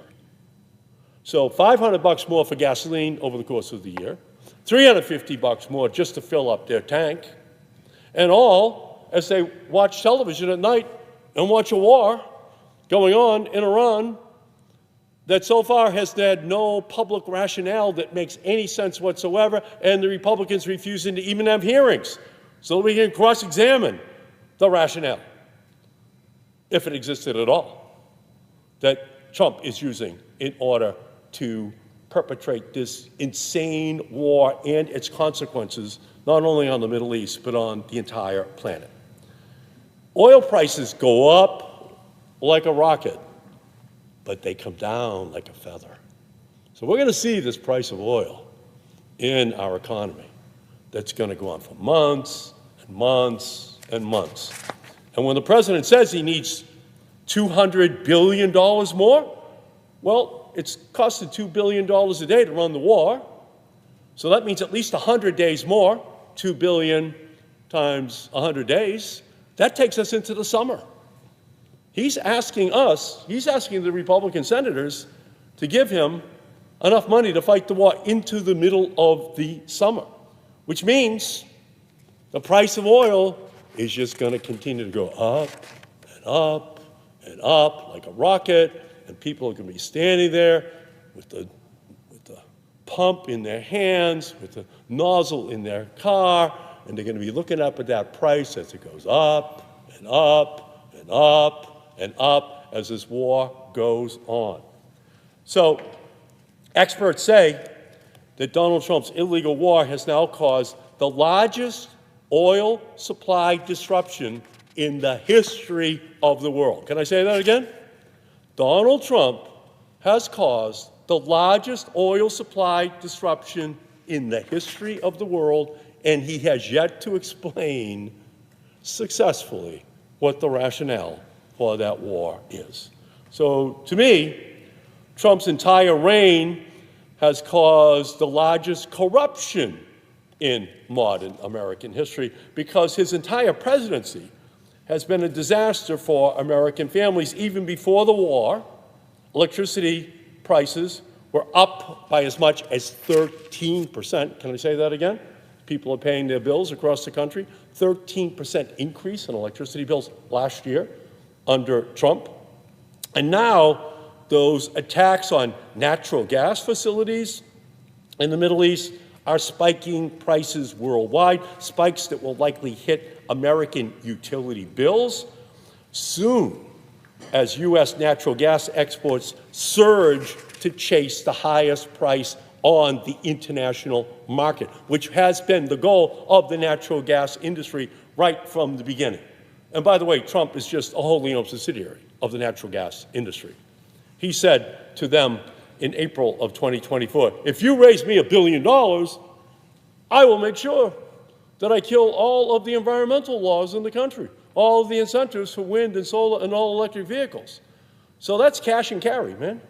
They raised the money, and now we're living with the consequences of just having a total dependence upon those industries that Donald Trump said were going to make America greater. No. We are right now hostage to the oil industry, hostage to the natural gas industry. They can charge whatever they want. This whole idea that he created energy independence for us? No, the price of oil and gas is set on a global market, not in Tulsa, Oklahoma. And I think every American now understands that because these big oil vultures are already circulating, looking to scavenge their profits at the expense of every consumer, every family in our country. Major oil and gas companies are poised to reap record profits this year from higher prices as Americans reap devastating losses. So Americans are going to be paying $2 billion a day in taxes for the war, $2 billion more each week for higher gasoline prices, and I'm not even talking about home heating oil prices. I'm not talking about jet fuel prices. I'm not talking about natural gas prices for people's homes. So the rich are going to get richer, and the rest are going to pay taxes and their skyrocketing energy bills. That's what he's left us with. Do the Republicans want to debate that? No, they do not want to debate that. Is that all the American people want us to debate? Yes, please put that front and center. Please let me know when this ends. When does this chaos and corruption end in its impact upon the lives of every family in our country? So let's just be clear. Big oil only serves as a destabilizing force in global politics. Not a stabilizing, but destabilizing force.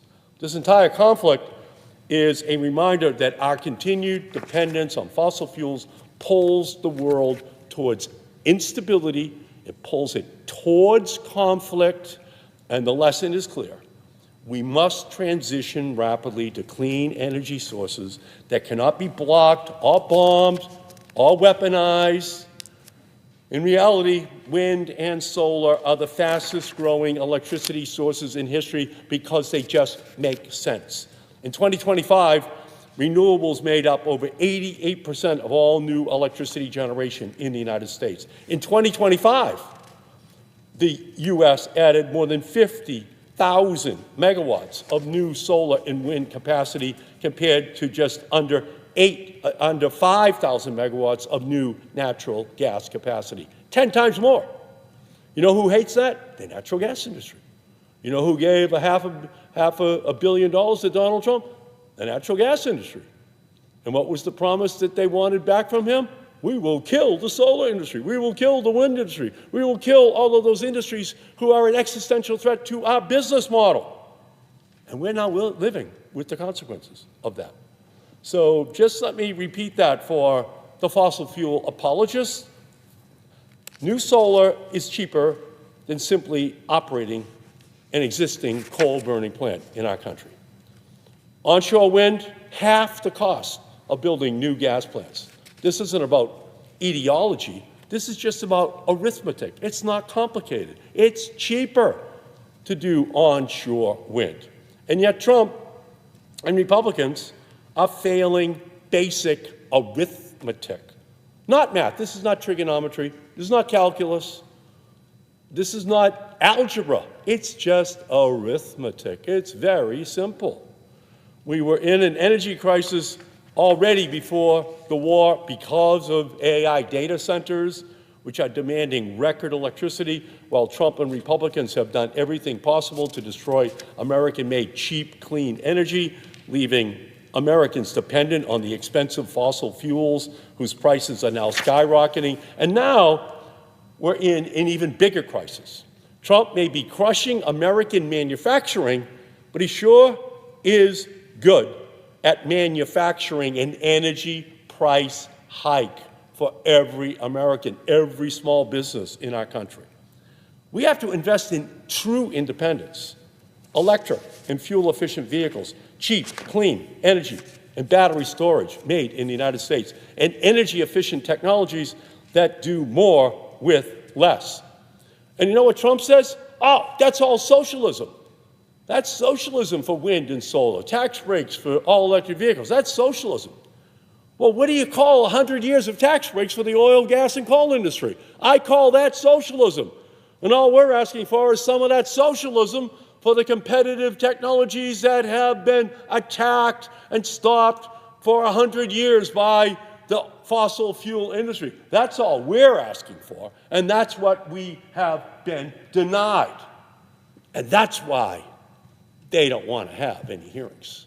That's why they don't want to discuss what's going on in the Persian Gulf. That's why they don't want to discuss the Strait of Hormuz. That's why they don't want to discuss how we are hostage to the price of energy that comes out of the Middle East.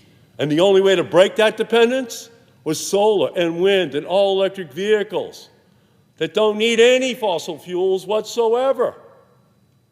But because of Trump, because of the Republicans, they voted on this floor last July to kill all of those industries. Kill them.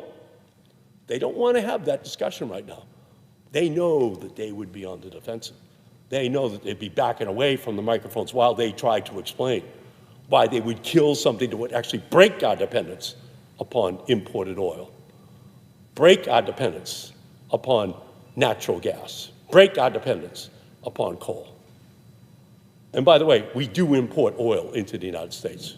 Mr. President, you may not know that, but it's coming in from Canada, it's coming in from Mexico, it's coming in from Venezuela. Just so you know, Mr. President, sometimes it's a bulletin to you that we're part of a global oil marketplace that you are part and parcel of. Foreign dictators and authoritarian regimes cannot stop the sun from shining or the wind from blowing, but they can disrupt oil and gas supplies. Electricity generated by solar panels can't get stuck in the Straits of Hormuz. Electricity generated by our offshore wind plants can't be bombed by drones in Kuwait. The Save America Act, the Steal the Election of 2026 Act is a classic shock and awe. Trump is trying to distract us from the cost he has created by bombing Iran, costing lives, costing hundreds of billions to fund his war, and costing us at the pump, at the airport, and at the grocery store.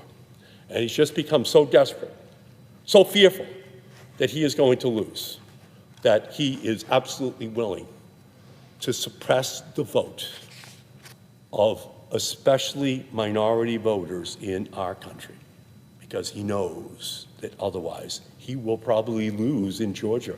He will probably lose in Ohio this fall, that we will have a revolution that is heading his way. So that is what this is all about here today. And it's millionaires and billionaires, and greedy corporate executives, and corrupt cronies against the voters. And that's why the Democrats are not going to go away. We're going to stand up. We're going to fight.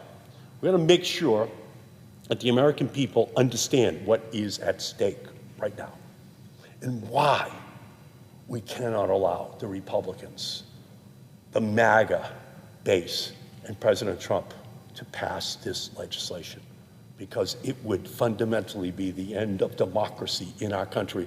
And how do I know that? Trump says it himself, that he would suppress the votes to an extent where they would never lose an election again.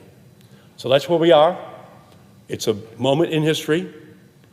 There's a nostalgia that some people have for a past that never existed, instead of the ideals which we need to fight for the poor and the sick and the elderly and the immigrant communities, because for them the past is just a memory and the future is their hard reality. And that's what we are standing here today to fight, to protect. The protections for their hard reality. And that can only be protected is if we stop the SAVE Act, if we stop the Steal This Election Act, if we stop the Save Our Asses Act, which the Republicans are seeking to pass on the Senate floor today. With that, Mr. President, I yield back.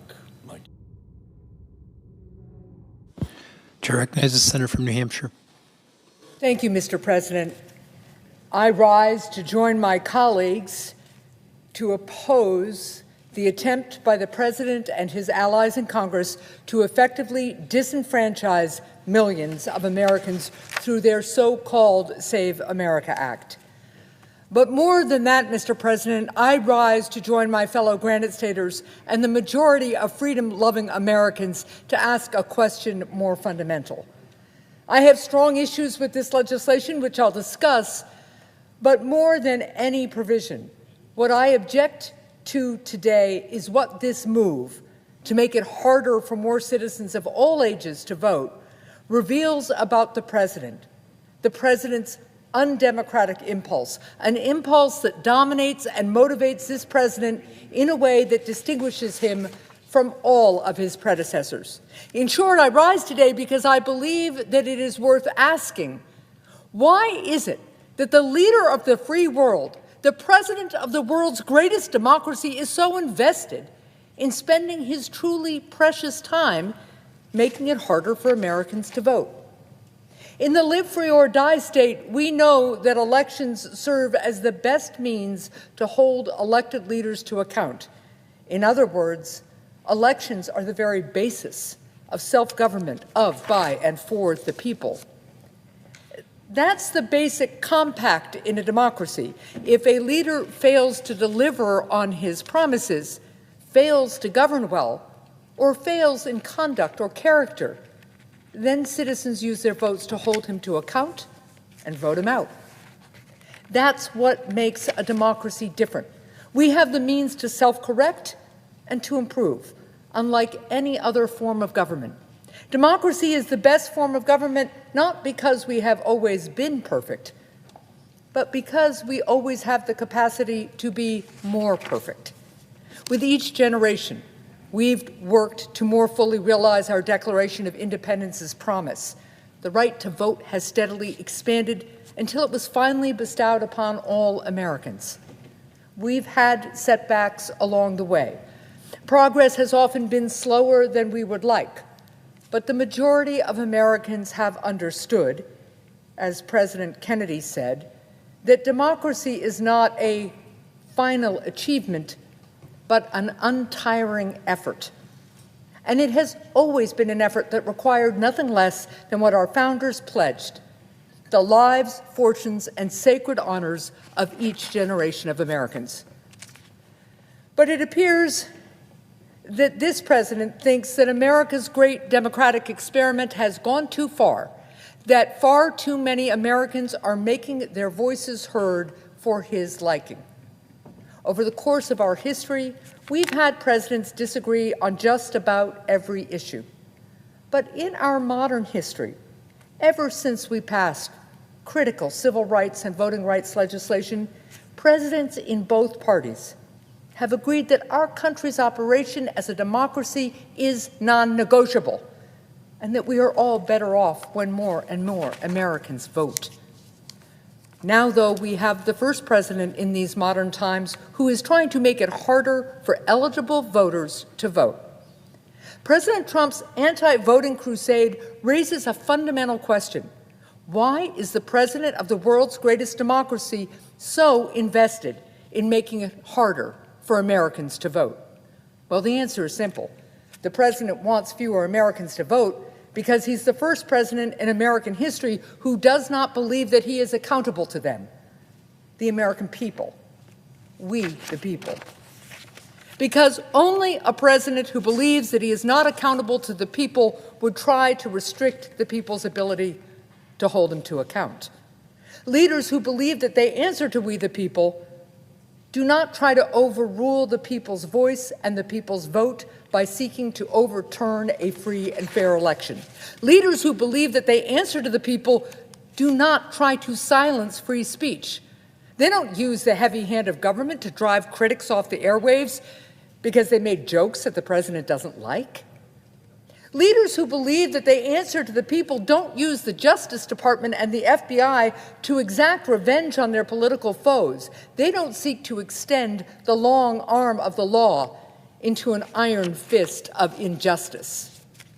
Leaders who believe that they answer to the people don't defy court orders, they don't disregard the Constitution, nor do they ignore laws passed by the people's representatives and snatch from their hands the powers of the purse, taking away the people's money. They don't send our heroes in uniform into harm's way without the people's consent, nor do they launch trade wars against our own allies on the basis of nothing but their own ego and whim. They don't revel in power and self-aggrandizement, nor do their references to dictators drip with admiration. And let's be very clear. Leaders who believe that they answer to we the people, leaders who believe that they're accountable to the people and who understand that it is freedom and democracy that make America great, they don't incite a mob to storm the Capitol, to storm this very chamber, to stop the peaceful transfer of power, to stop the count and silence the votes of the American people. And they certainly don't spend their first day on the job pardoning the mob of convicted criminals who stormed the Capitol and assaulted brave police officers. Take these actions each as one or take them all together. Everyone in this body knows that not only has no other president behaved this way, but that no one can describe these acts as resembling anything close to patriotism. Not in a country that loves freedom as much as ours does. The President of the United States of America is supposed to embody our love of freedom, of American democracy. But today, it's an open question as to whether this president actually believes in democracy and the consent of the governed. This shouldn't be a question that any American even has to consider, but we're compelled to consider it today. So look, we can pretend that this is politics as usual, but all of my colleagues know that no president in our modern history, if ever, up until now, has possessed such a stark anti-democratic impulse, or has been so disdainful of the people's voices, of our laws and liberties, when they run counter to his own will. And for those who disagree, I direct you to the walls and windows around this great building, scarred by bullet holes just 5 years ago, that remind us otherwise. It's worth noting that the only reason the Save America Act, this legislation to purge voters that the president doesn't like from the rolls, the only reason it's even on the floor is that the president won't give up on the lie that the 2020 election was stolen.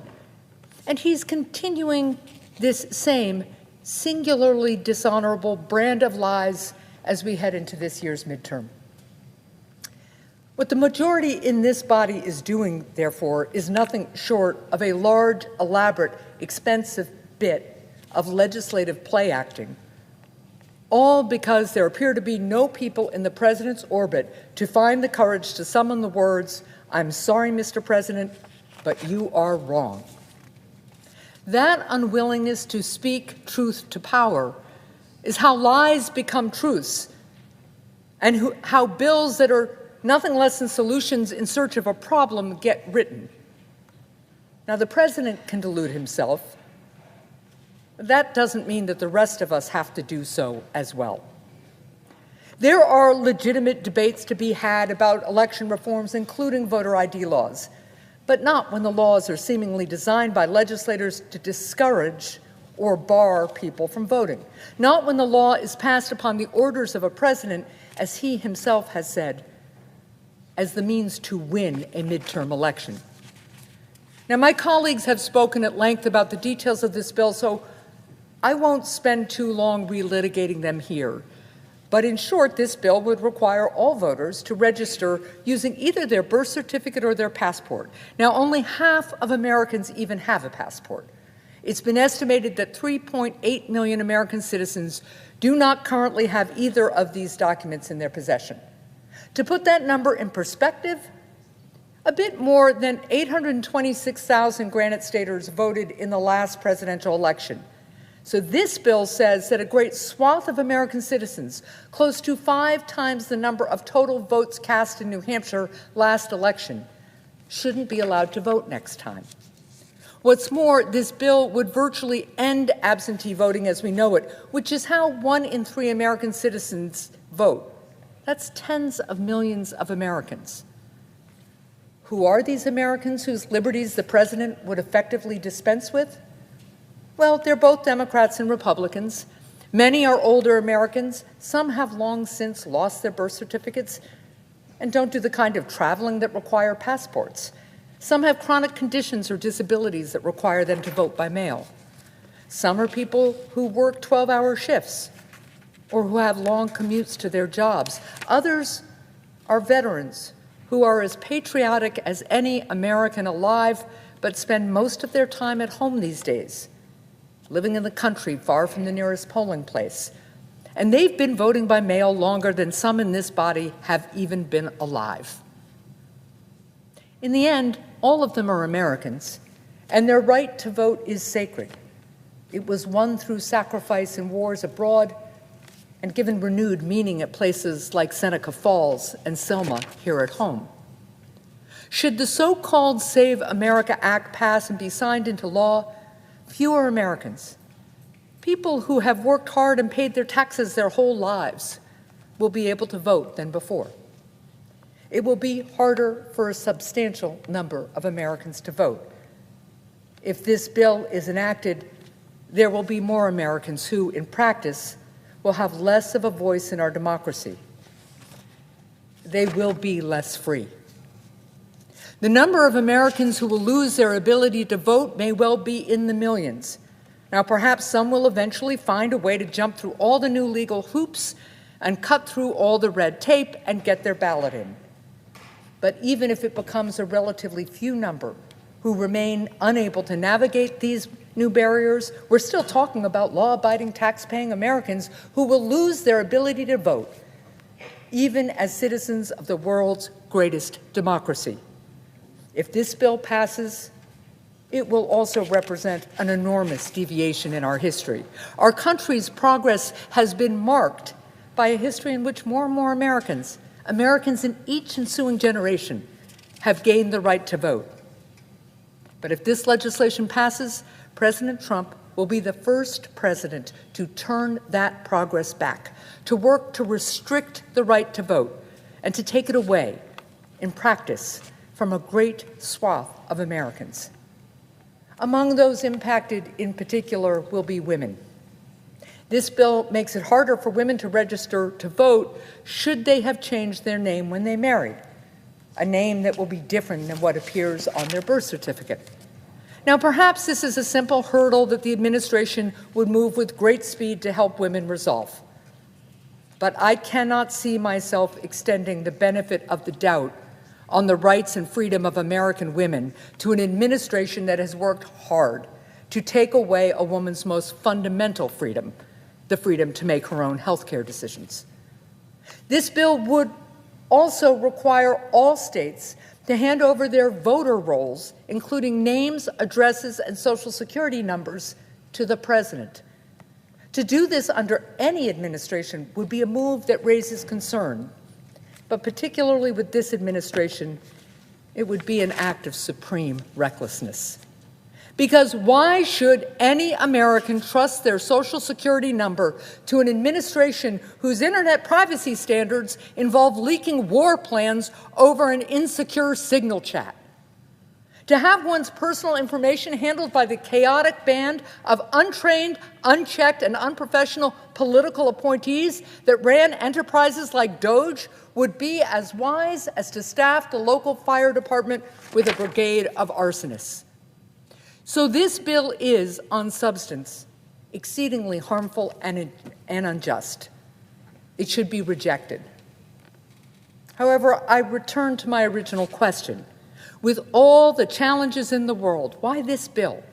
Why now? Why is the president so determined to make it harder for Americans to vote? I understand, in a way, why the president does not wish to be held accountable by the American people. It's because he's failed to deliver to the American people. Because, of course, in a democracy, at some point, a leader has to deliver. Autocrats don't. Do you think in Putin's Russia that in the depths of the Kremlin somewhere, they're drawing up plans for measures similar to the Americans with Disability Act or the PACT Act? Of course not. A dictator doesn't need to make people's lives better. There's no one to hold him to account, no one to push him to deliver. But a democracy is different. In a democracy, talk can win an election, but without results, a leader can lose a nation. And 1 year in, this president has lost the majority of Americans. The president came into office with big promises, boasts really, about how he would single-handedly bring down high costs. Now, of course, I disagree with the president strongly on many issues, and I didn't vote for him. But I was willing to, and continue to be willing on a bipartisan basis, find ways to work with my colleagues in the Senate to help bring relief to American families. But President Trump has chosen a very different course. The president is trying to silence the votes and voices of the American people because he doesn't want to be held to account, because he thinks he's above the people, and he does not want to hear what they have to say. He does not want to hear that this is not a nation entering a golden age, that instead, to paraphrase Thomas Paine some 250 years after he first coined the phrase, our nation is entering a time that tries citizens' souls. We're entering a new American crisis. It's a crisis of costs. The American people have been clamoring for relief. Relief from high grocery bills and energy costs. Relief from high rent and steep mortgages. Relief from a health care system that forces families to choose between being sick and dying or healthy and in debt. Our country was already in an affordability crisis, but the president, rather than solving problems, has made it worse. He chose to take away health care from millions of Americans. He chose to make premiums surge for tens of millions more. He did all this while giving billionaires a tax break. Some people call this tax break unpaid for, but in some ways it's worse. The tax breaks for billionaires will be paid for. It will be paid for by our children burdened with trillions in debt. And it will be paid for by every person who gets sick, who might have been healthy had the president not taken away their health care. A toll summarized less on budget sheets and more on the faces of loved ones in hospital waiting rooms. Americans want to go to the grocery store without grimacing at the cash register. But the president launched senseless trade wars against our allies and imposed illegal and costly tariffs that make everything more expensive. Virtually every entrepreneur I talked to in New Hampshire has felt the burden of tariffs one way or another. Some businesses have closed their doors altogether. These trade wars should be a reminder to my Republican colleagues that a politics that exists simply to flatter the president's ego does not come without a cost. And it is a cost borne by the people to whom he has sworn an oath to serve. And now the costs of this presidency have become even higher as gas prices surge. It's as if the president is searching for new ways to make life less affordable. The truth is simple. It costs more to be an American under President Trump. The American people asked for lower costs. The president instead gave them a steeper bill. It's no surprise that a man who has only made the crisis of high costs even worse under his watch does not wish to answer to the people. He can lie about stolen elections. It is harder to lie about the numbers Americans see printed on the very receipts that they hold in their hands. Under this president, we're also awash in a crisis of corruption. While Americans lose more of their paychecks to high costs and tariffs, the president rakes in billions in exchange for political favors. Because in Donald Trump's America, it is easier for someone rich to buy a pardon than it is for millions of Americans to afford to buy their prescriptions. And perhaps the cause of most alarm, we face a crisis as a country because the president has realized that he is at his strongest when America is most divided. There are great and challenging things that we need to do as a country. A new 21st century economy to build, costs to bring down, diseases to cure, veterans to care for. But we can do none of these things because we have to fight to keep our head above water in floods of the president's own making. And because the president tries to get us to spend our days fighting each other. I'm not surprised that the president doesn't want to be held accountable by the people. I'm not surprised that the president wants fewer Americans to vote, because on his watch, our country has become less affordable, our people less healthy, our world more chaotic, our government more corrupt, and our people more angry. Of course he doesn't want to hear what the American people have to say. So yes, it is deeply telling that in this moment of American crisis, both self-inflicted by this administration and otherwise, President Trump has decided that above all else, the most important priority is not to bring down people's costs or make their lives better. It's to try and restrict their right to vote. What ultimately does the president's obsessive focus on trying to pass this bill above all others truly reveal? Sometimes it's as simple as it appears. The president wants to pass into law a bill that will allow fewer Americans to vote because he actually wants fewer Americans to vote. It was President Reagan who said that the right to vote is the crown jewel of American liberties, and we will not see its luster diminished. We shall find out soon if his words remain true. The American people, they've always known how precious the right to vote is. The American people, they'll wait in long lines even on a cold November morning to vote, but they'll do more than just that. They'll join the suffragists and rally and petition to do whatever it takes until the ballot belongs to America's daughters and not just her sons. Americans will fill out their ballots while stationed at a foreign post in trenches in France or in the jungles of the Pacific and ship them back home as soon as they can, just so that they can make sure their vote gets counted, casting their ballots halfway across the world as they fight to ensure that others can have the freedom to vote at all.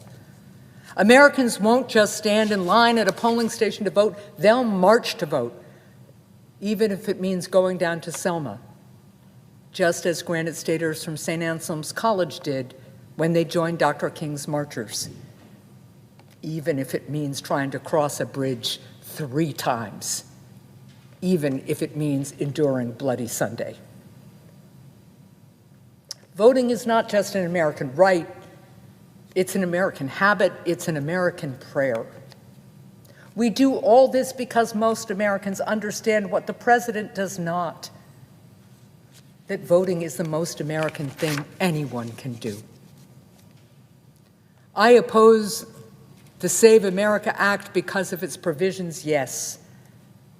But what I object to the most about this bill to restrict the right to vote is what it says about the current state of the American presidency and our democracy. That an American president would try to pass this bill is an outrage. Rather than work to pass this bill, the president would instead be wise to remember the words of his great predecessor, Abraham Lincoln, who said that in leaving the people's business in their own hands, we cannot be wrong. This law has been called the Save America Act. It's a striking name to me because when I think of when America has needed to be saved, I think of our determination to be saved from British tyranny and our fight for independence, our need to be saved from the Depression or economic hardship, from disunion or division. But apparently, this president thinks that America needs to be saved from her own voters, that America needs to be saved from we the people. I also think it's worth noting what the Save America Act will not save. It will not save American families from paying more for their groceries or at the pump. It will not save the small business that has had to close its doors because the president decided to launch senseless trade wars against our friends. It will not save a young couple money on their down payment when they're trying to buy their first home, not as long as we have a president who would rather build monuments to honor his name than help our country build more homes that people can afford to live in. It will not save a single American from pricey health care premiums, nor will it save the future lives lost to diseases that could have been treated had the president not fired America's best doctors and researchers. It will not save our children from burdensome debt tomorrow to pay for tax giveaways to billionaires today. And it will not save America from the dangers of dictators like Vladimir Putin, whom the president still vainly tries to appease. But more than that, this law won't save America from the flames of division that the president so often fans, from the meanness and coarseness that he revels in. It will not save America from the march of extremism or the grip of conspiracy. It will not save us from more discouraging broadcasts of the nightly news, of watching our supposed leaders with disbelief, of wondering just how much higher prices will soar. It won't save a young girl who wanted to get involved in public service, wanted to help her country, from becoming disillusioned when she sees what happens in Washington these days, from wondering if our country's politics can offer anything of promise or if only cynicism reigns. And it will not save an old veteran from shaking his head and asking what yet might happen to his country he loves, in whose service he risked so much. This law, in short, won't save our fellow Americans, certainly not from high costs. It will not save America. This law seeks to save nothing but the president's political fortunes. Because in the end, one does not save America by ensuring that fewer Americans vote. One cannot save America by making America less free. Does this body wish to save America? To learn to become a country once more? To do great things together once more? The answer remains what it's always been. Don't restrict the right to vote. Don't turn to answers from the would-be strongman. Instead, leave the saving to we the people and put it in their hands. When we do that, truly, as Lincoln said, we cannot be wrong, and we cannot go wrong. Thank you, Mr. President, and I suggest the absence of a quorum. Clerk will call the roll. Ms. Brooks.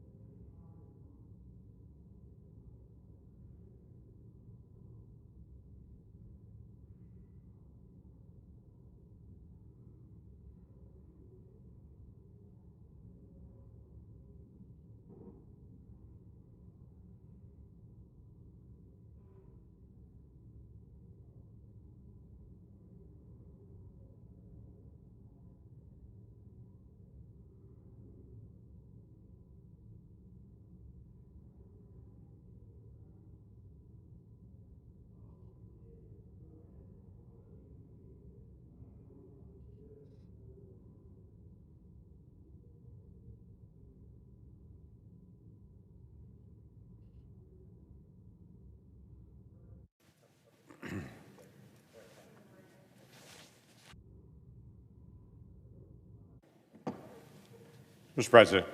I recognize the senator from Oklahoma. This is Senate currently in a quorum call. Yes, it is. I'd ask the unanimous consent to set it aside. Without objection. Thank you. Mr. President, in just a few moments, this body will vote for the next Secretary of Homeland Security. It happens to be a friend of mine. His name is Markwayne Mullin. Markwayne Mullin's the pride of Westville, Oklahoma, which ironically enough is the easternmost town in our state. On a normal day, there are more people inside the United States Capitol than there are in Westville, all of Westville, Oklahoma. But it's a bunch of really nice folks that work really hard. And Markwayne Mullin has risen from being a country boy on a cow-calf operation with his dad, running a very small plumbing company, to now being nominated and tonight being confirmed as our next Secretary of Homeland Security. Graduated from Stillwell High School, but the most important thing wasn't his graduation from Stillwell High School, it's the girl that he met in the 3rd grade. In the 3rd grade, he fell in love with Christy, and they waited all the way until she was 18 and he was 19 before they got married.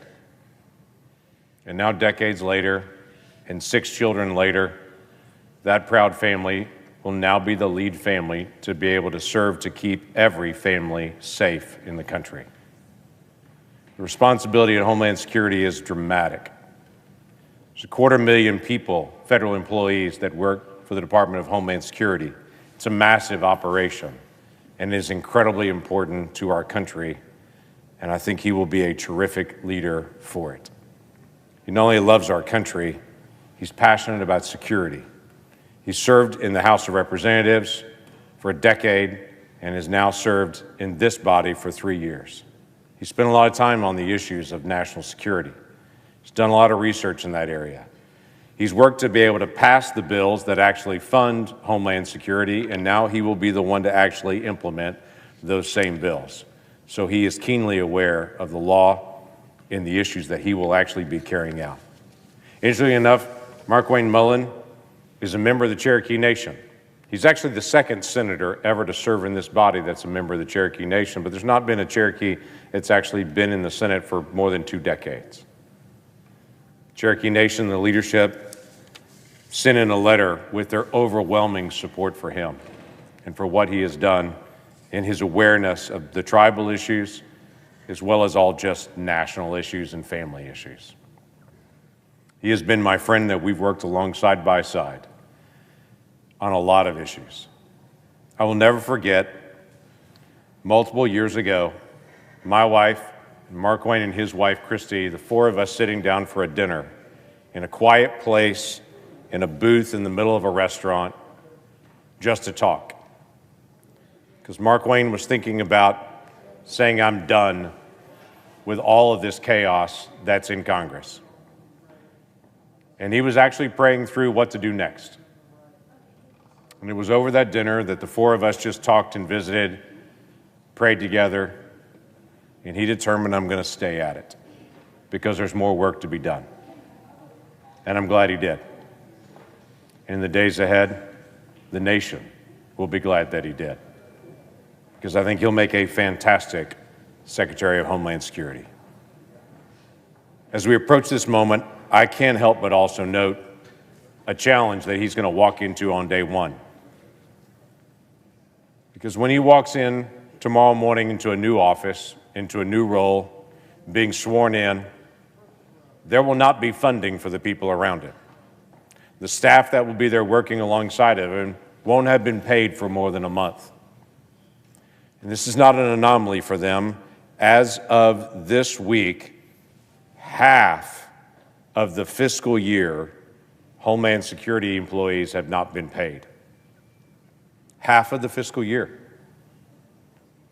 They face 43 days without any paycheck, and they're at 37 days now. Half of the year, they've not been paid. As of this week, it will be 6 paychecks they've either lost entirely or partially. This body has the responsibility to solve this problem. And as Markwayne steps in to be able to lead so capably in Homeland Security, it is the responsibility of this body to be able to make sure that Homeland Security actually has the funding that it needs to be able to protect the nation. So my expectation is twofold tonight. One is that we will confirm my friend Markwayne Mullin, and he'll be the next secretary. And the other one is, soon, we will finish this argument and we will resolve our differences.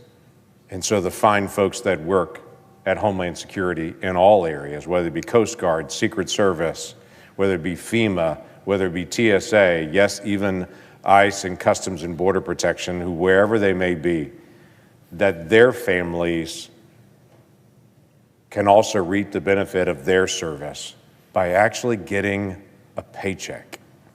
What a novel idea. Let's finish the task tonight. Mr. President, I yield the floor.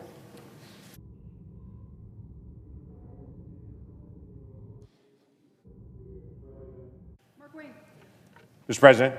Senator from Oklahoma. I ask unanimous consent that the Senate proceed to the confirmation vote for Senator Markwayne Mullin to be the Secretary of Homeland Security right now. Without objection. The question occurs on a nomination. Is there a sufficient second? There appears to be. The clerk will call the roll. Ms. Alsobrooks, Ms. Baldwin, Mr. Banks, Mr. Barrasso, Mr. Bennett, Mrs. Blackburn, Mr. Blumenthal, Ms. Blunt-Rochester, Mr. Booker, Mr. Bozeman, Mrs. Britt.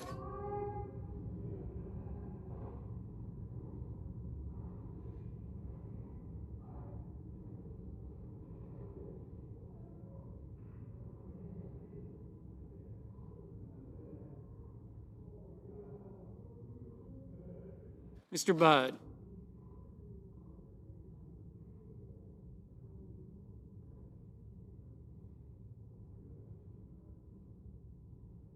Ms. Cantwell.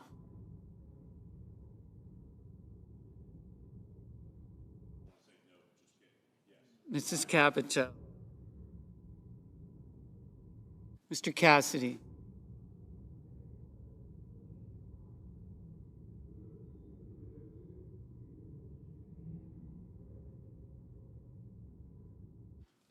Ms. Collins.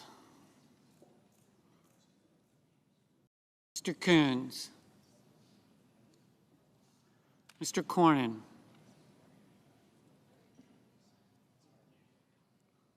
Ms. Cortez Masto. Mr. Cotton. Mr. Kramer. Mr. Crapo. Mr. Cruz.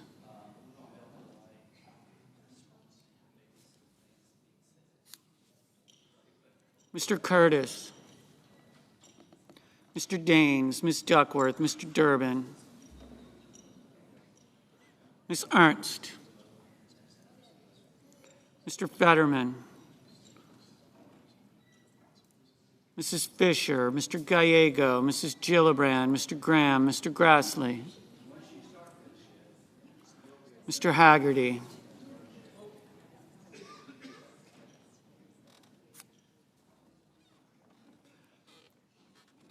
Ms. Hassan. Mr. Hawley, Mr. Heinrich, Mr. Hickenlooper, Ms. Hirono, Mr. Hoven, Mr. Husted, Mrs. Hyde-Smith. Mr. Johnson, Mr. Justice, Mr. Kane, Mr. Kelly, Mr. Kennedy, Mr. Kim, Mr. King, Ms. Klobuchar. Mr. Langford, Mr. Lee, Mr. Lujan.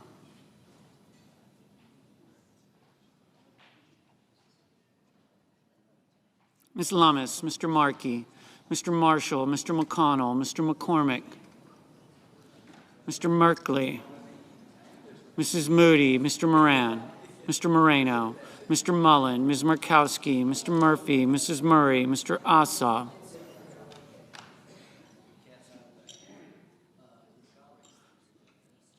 Mr. Padilla, Mr. Paul, Mr. Peters, Mr. Reed,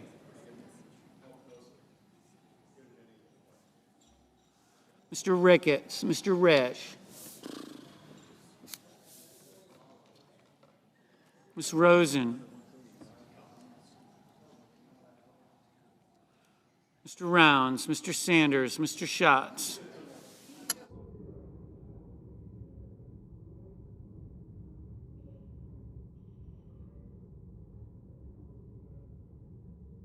Mr. Schiff, Mr. Schmidt, Mr. Schumer, Mr. Scott of Florida, Mr. Scott of South Carolina, Mrs. Shaheen, Mr. Sheehy, Ms. Slotkin, Ms. Smith, Mr. Sullivan, Mr. Thune, Mr. Tillis, Mr. Tuberville, Mr. Van Hollen,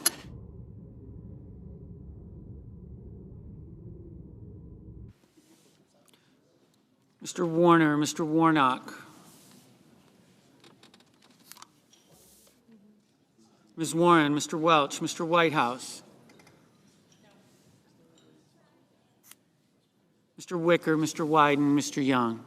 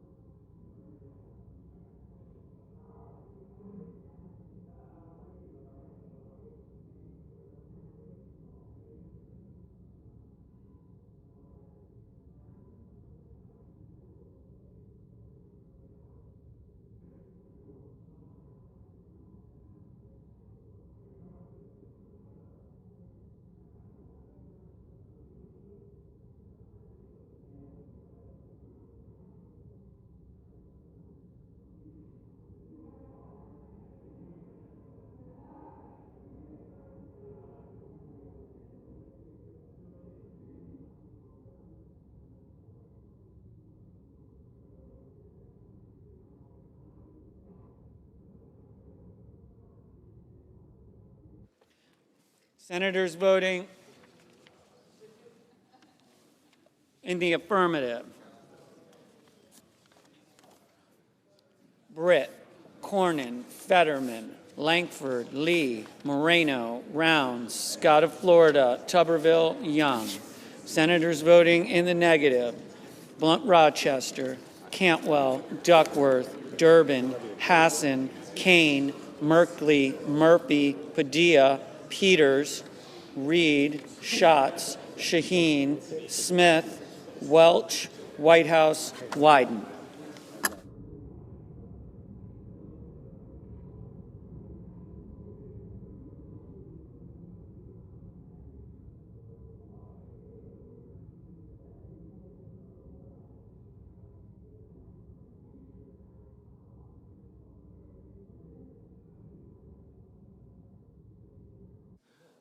Mr. Rono, no.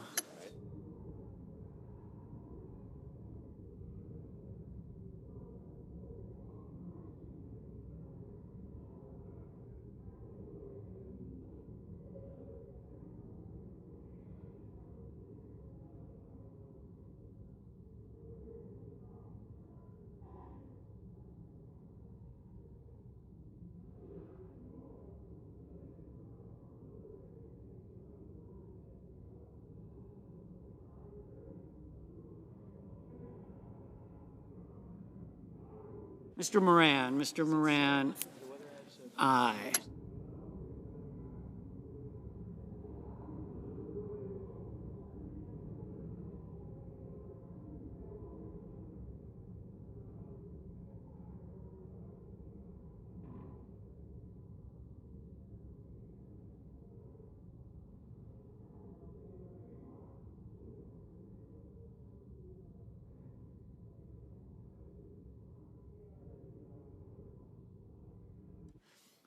Mr. Mullin, aye.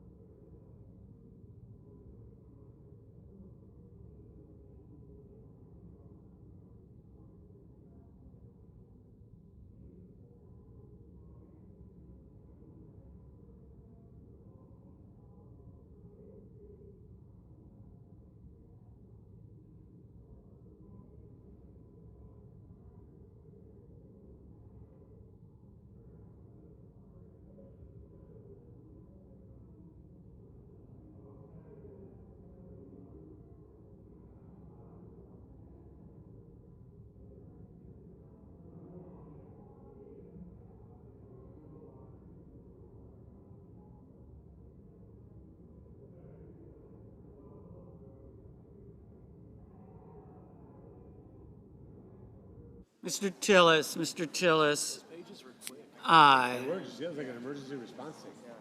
Mr. Husted, aye.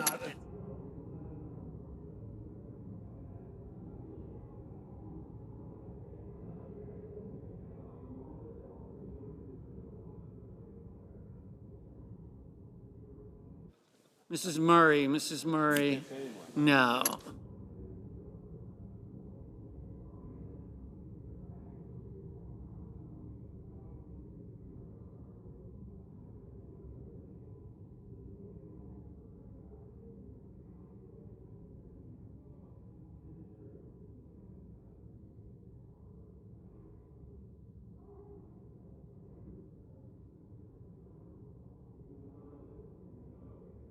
Mr. Ossoff, no. Ms. Ernst, aye.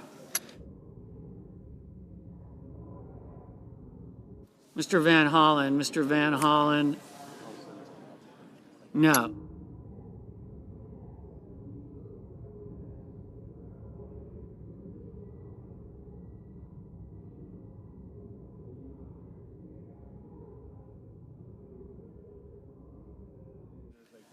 Ms. Warren, no. Ms. Lummis, aye. Mr. Grassley, aye.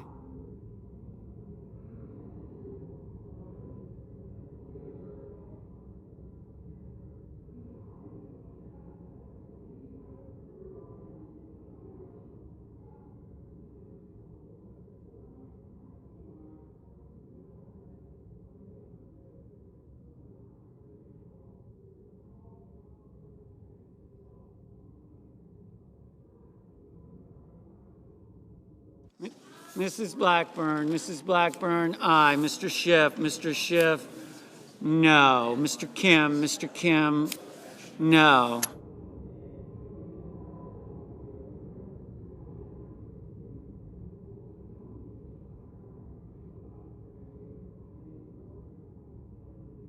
Mr. Justice, aye. Mr. King, no.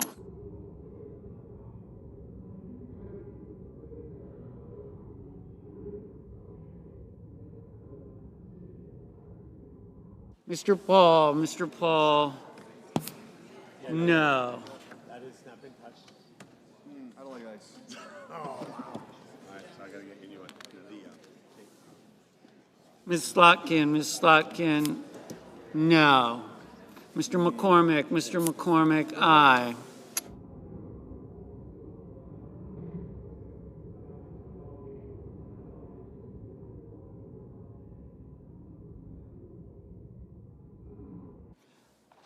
Mr. Schmidt, aye.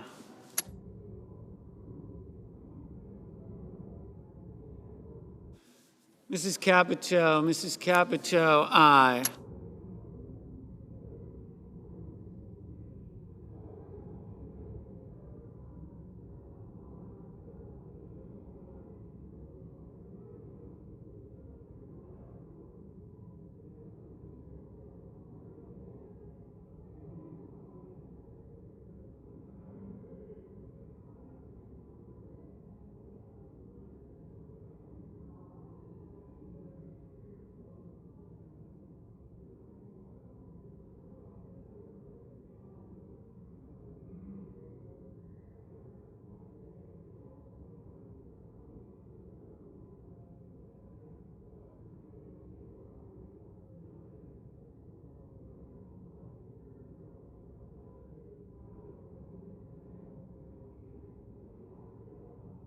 Mr. Bozeman, aye.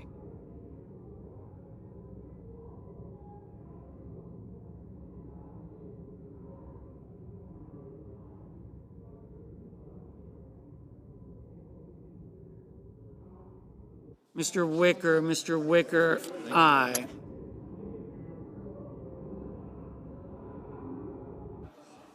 Mr.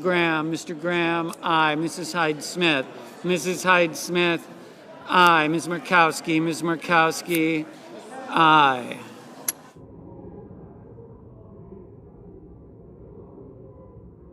Mr. Lujan, no. Mrs. Moody, aye.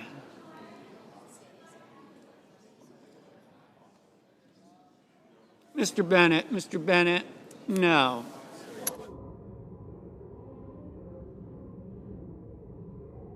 Mr. Johnson, aye.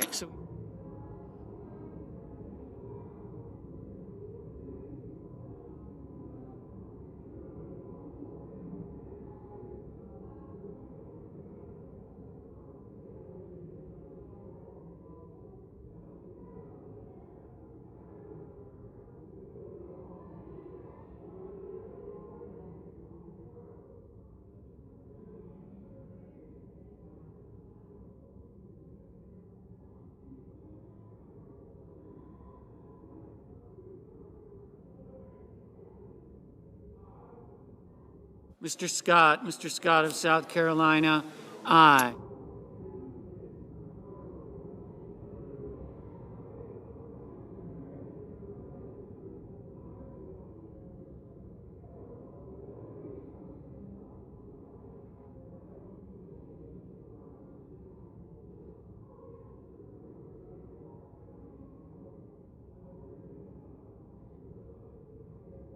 Mr.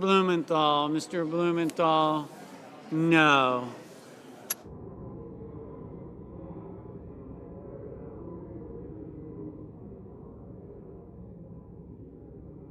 Mr. Budd, aye.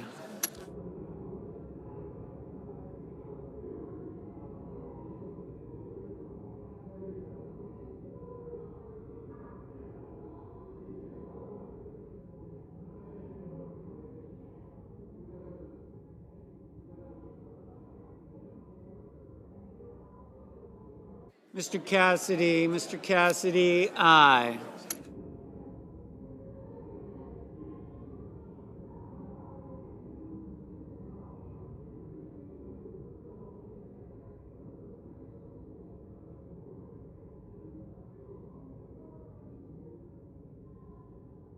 Mr.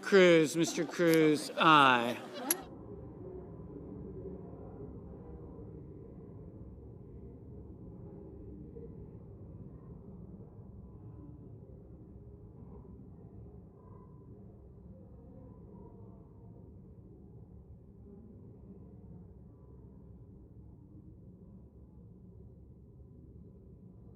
Mr. McConnell, aye.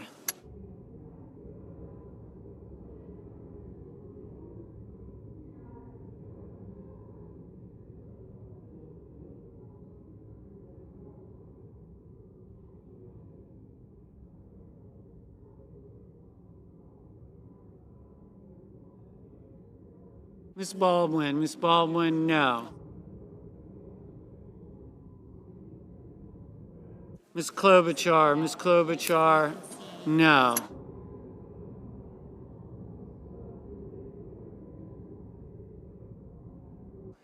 Mr. Daines, aye.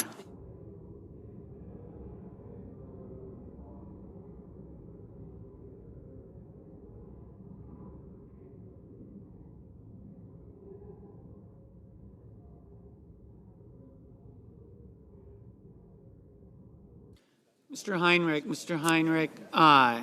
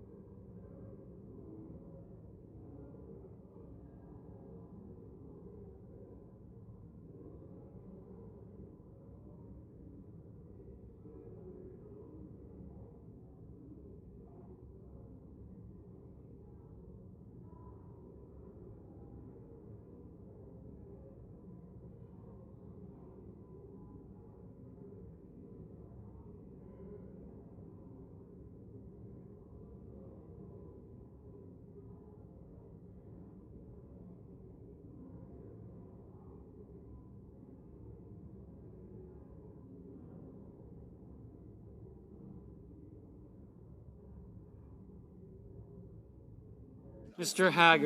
Haggerty, aye.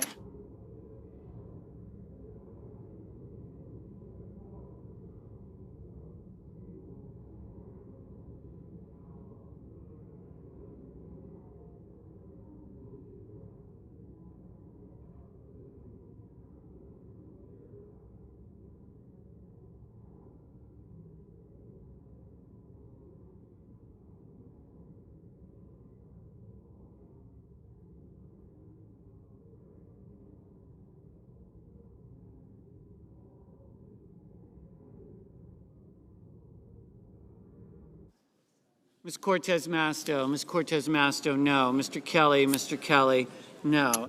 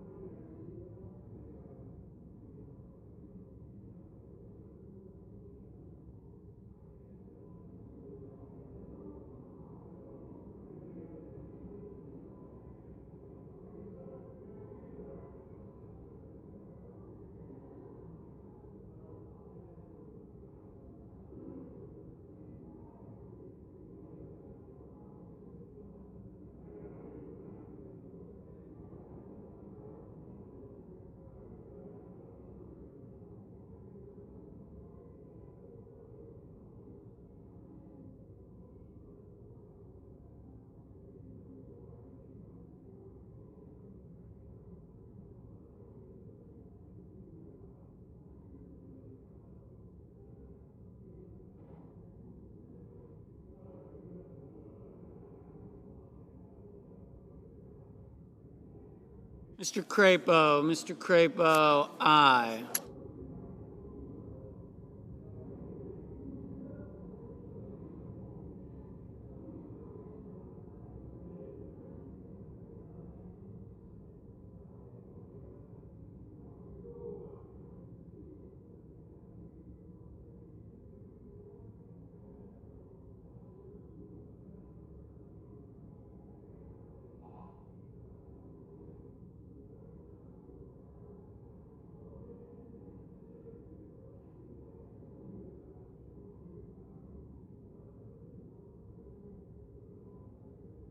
Ms. Rosen, no. Mr. Banks, aye.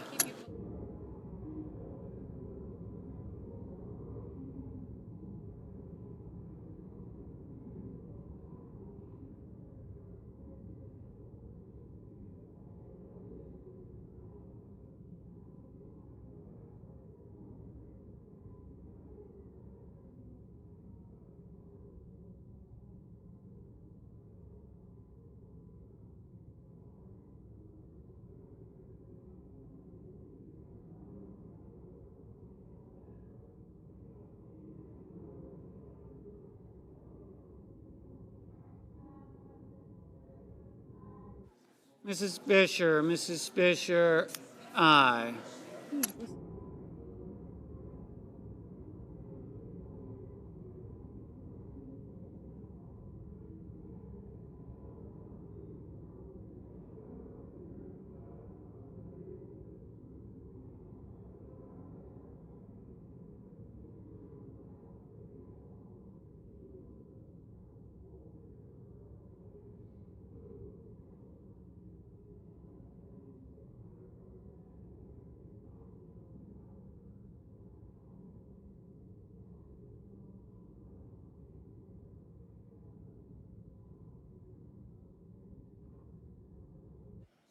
Mr. Sanders, no. Mr. Cotton,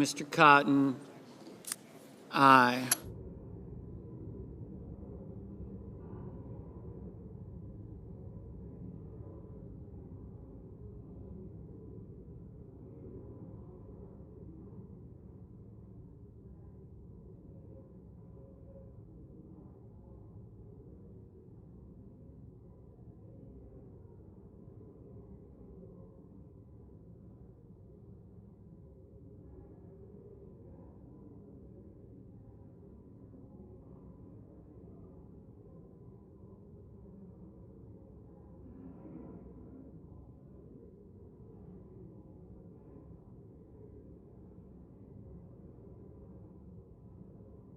Mr. Ricketts, aye.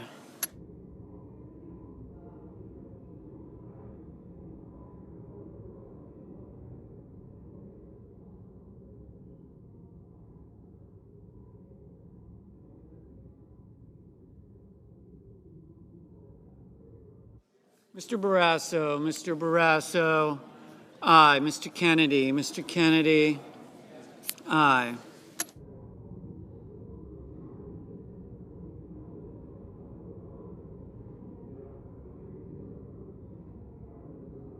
Mr. Coons, no.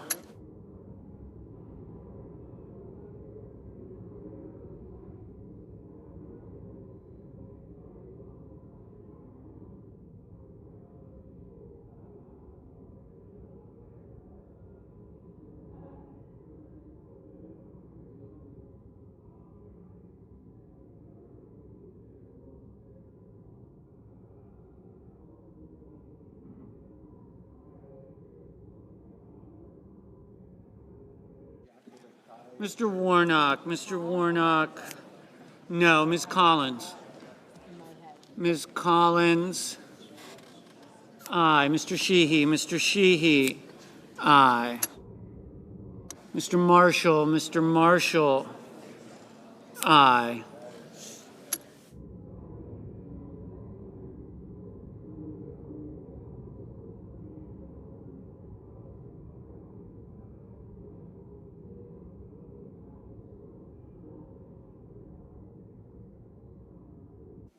Ms. Brooks, no. Mr. Thune, aye.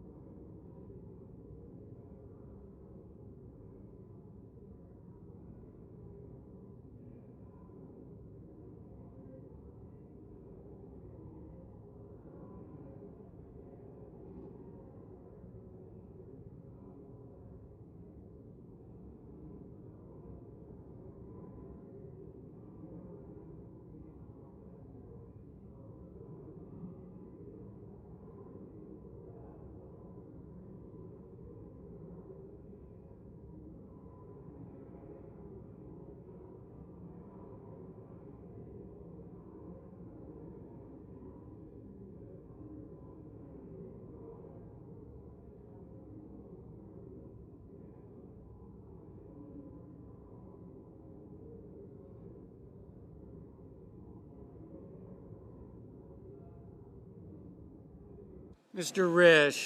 Risch, aye.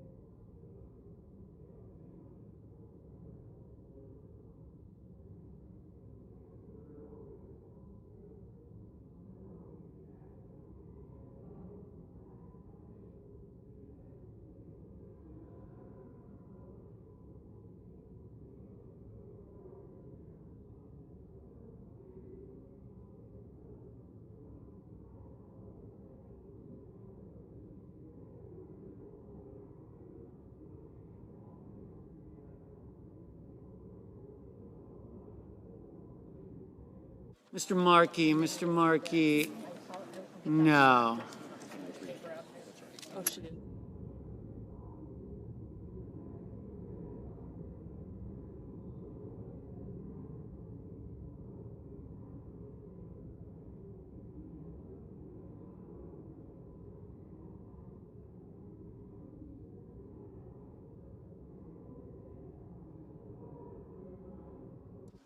Mr. Kramer, aye. Mr. Hoven, aye.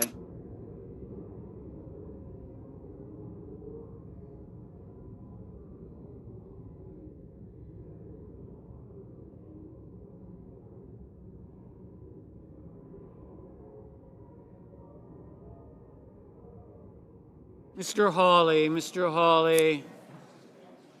aye. Mr. Curtis, aye. Mr.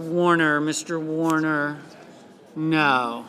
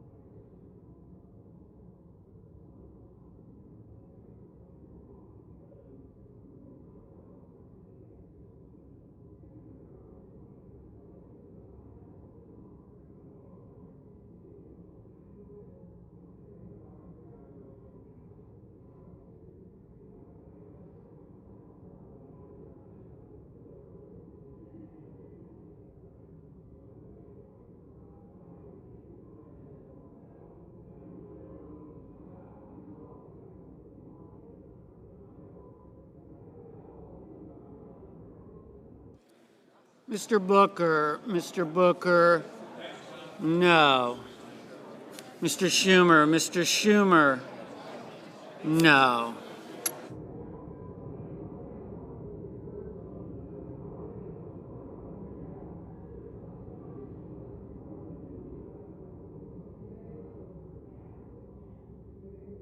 Mr. Sullivan, aye.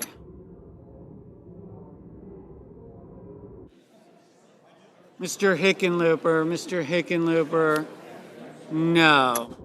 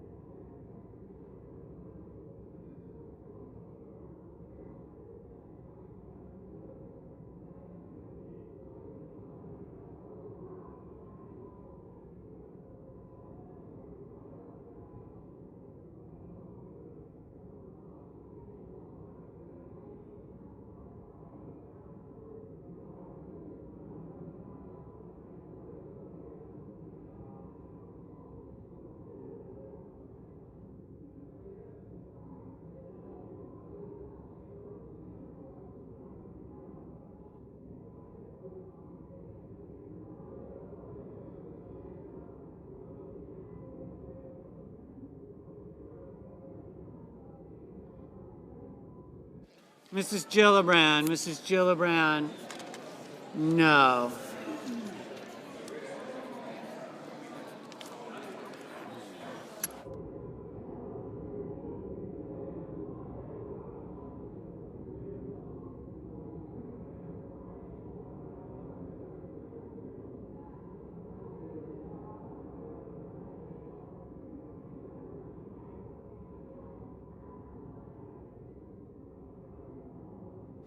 Here we go. Got it.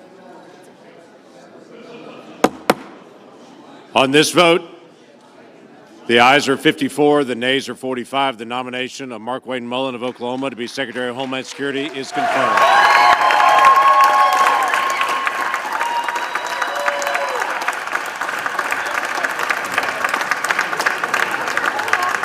Under the previous order, the motion to reconsider is considered made, laid upon the table. The President will be immediately notified of the Senate's action. Thank you. That's right. The clerk will report the motion to vote cloture. Cloture motion. We, the undersigned senators, in accordance with the provisions of Rule 22 of the Standing Rules of the Senate, do hereby move to bring to a closed debate on the nomination of Colin McDonald of California to be an Assistant Attorney General, signed by 17 senators. By unanimous consent, the mandatory quorum call under Rule 22 has been waived. The question is it the sense of the Senate that the debate on the nomination of Colin McDonald of California to be Assistant Attorney General shall be brought to a close? The yeas and nays are mandatory. Under the rule, the clerk will call the roll. Ms. Alsobrooks. Gotcha. Thank you. I got you.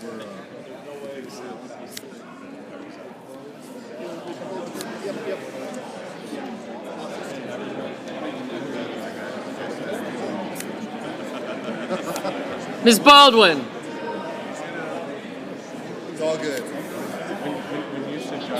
Or shall I? Okay.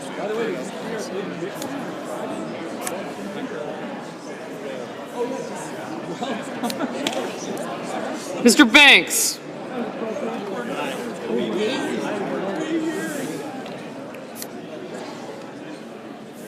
Hold on a second. Thank you. Get in the crowd.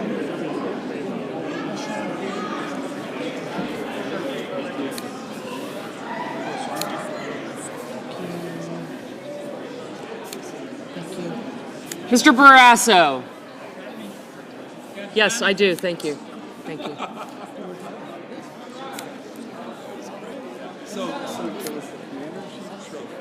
I'll shoot you the little, I did a little video, you know, like, but, so,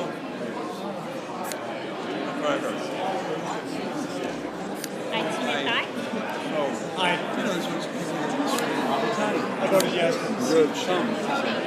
And I know him really well.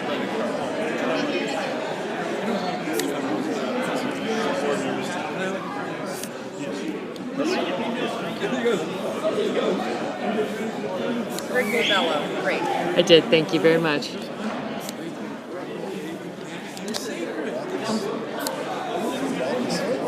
Mr. Bennett. Did you know it was going to be signed? So good. Anyways, so yeah. Now we got to try and pass it into law, right? I mean, but this it'll be litigated. This is really useful for you.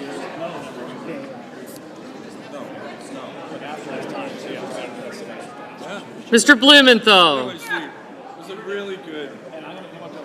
Mr. Booker. Come on, man. Mr. Bozeman, Mrs. Britt.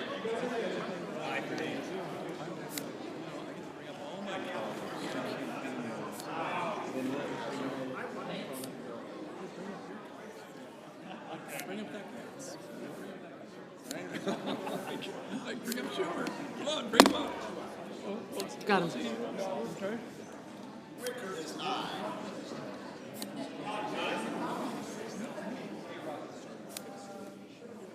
Sullivan, aye. Thank you. I got you. Young.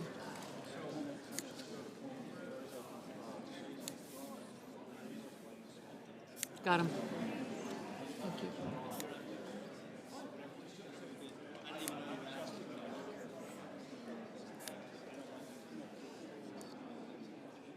Mr. Budd, Ms. Cantwell, Mrs. Capito, Mr. Cassidy, Ms. Collins, Mr. Coons, Mr. Cornyn, Ms. Cortez Masto, Mr. Cotton, Mr. Kramer, Mr. Crapo, Mr. Cruz, Mr. Curtis, Mr. Daines, Ms. Duckworth, Mr. Durbin, Ms. Ernst, Mr. Fetterman, Mrs. Fisher, Mr. Gallego, Mrs. Gillibrand, Mr. Graham, Mr. Grassley, Mr. Haggerty, Ms. Hassan, Mr. Hawley, Mr. Heinrich, Mr. Hickenlooper,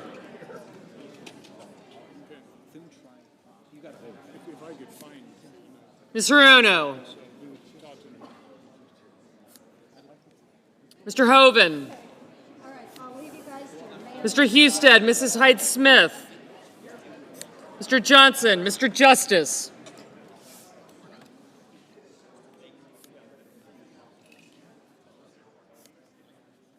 Mr. Kane, Mr. Kelly, Mr. Kennedy, Mr. Kim, Mr. King,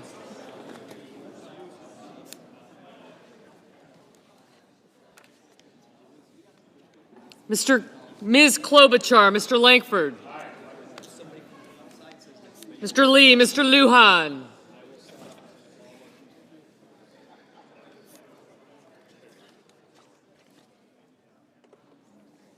Ms. Lummis, Mr. Markey, Mr. Marshall, Mr. McConnell, Mr. McCormick,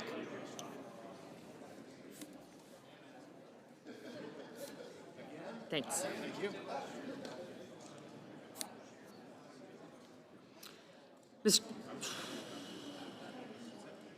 Mrs. Moody, Mr. Moran, Mr. Marino,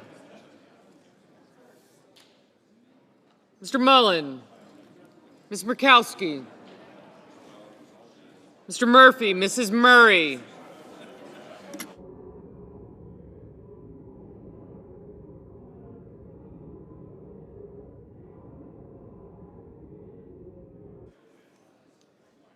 Mr. Ossoff, Mr. Padilla, Mr. Paul, Mr. Peters, Mr. Reed, Mr. Ricketts, Mr. Risch, Ms. Rosen, Mr. Rounds, Mr. Sanders, Mr. Schatz, Mr. Schiff, Mr. Schmidt, Mr. Schumer,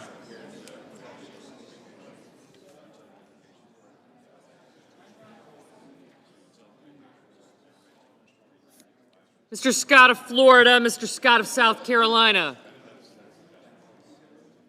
Mrs. Shaheen, Mr. Sheehy, Ms. Slotkin,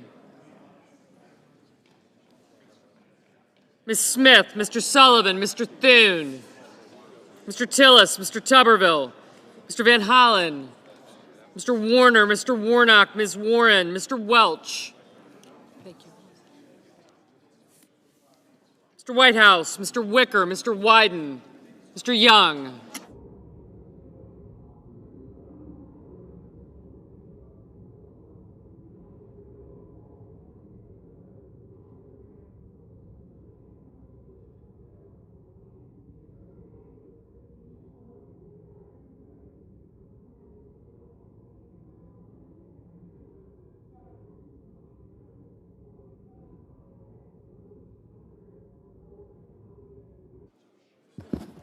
she looks, but,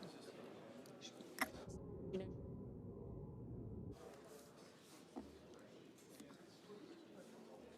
Senators voting in the affirmative: Banks, Barrasso, Blackburn, Bozeman, Budd, Capito, Cassidy, Collins, Cornyn, Cotton, Kramer, Crapo, Cruz, Curtis, Daines, Ernst, Fisher, Graham, Grassley, Haggerty, Hawley, Hoven, Husted, Hyde-Smith, Johnson, Justice, Kennedy, Lankford, Lee, Marshall, McConnell, McCormick, Moody, Moran, Ricketts, Risch, Rounds, Schmidt, Scott of South Carolina, Sheehy, Sullivan, Tillis, Wicker, and Young.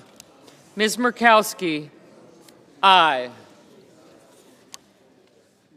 Senators voting in the negative: also Brooks, Baldwin,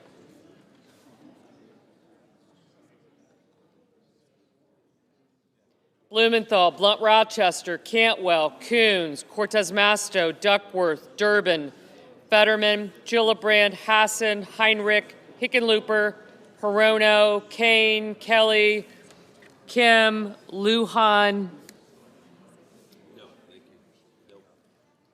Markey, Ossoff, Padilla, Peters, Reed, Rosen, Sanders, Schatz, Schiff, Schumer, Shaheen, Slotkin, Smith, Warner, Warnock, Warren, Whitehouse, and Wyden. Mr. Bennett, no. Mr. King, no. Mr. Scott of Florida, aye. Ms. Lummis, aye. Ms. Klobuchar, no.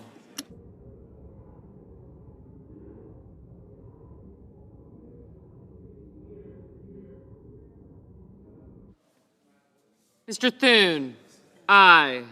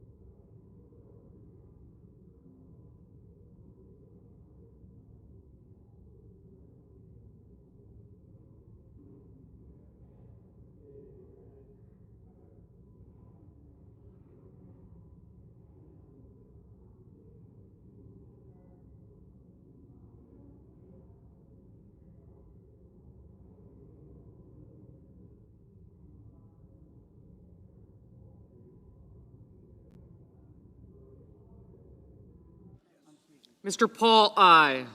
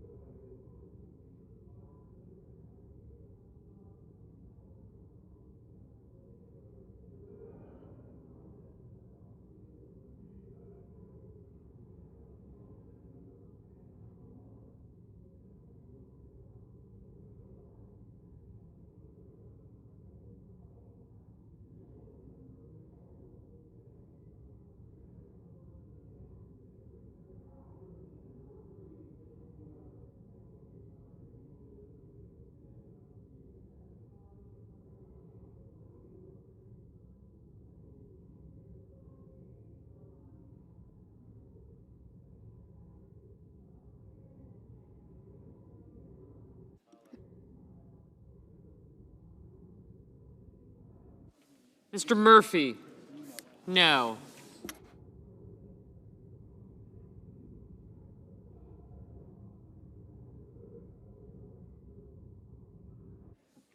Mr. Booker? No.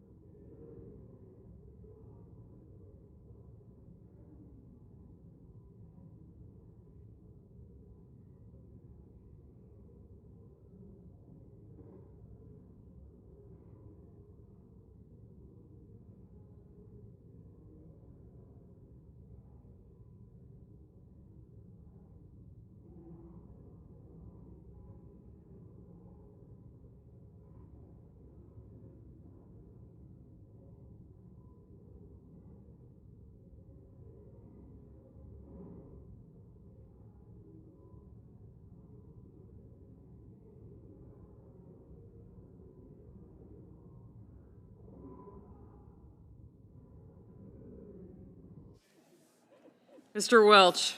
No.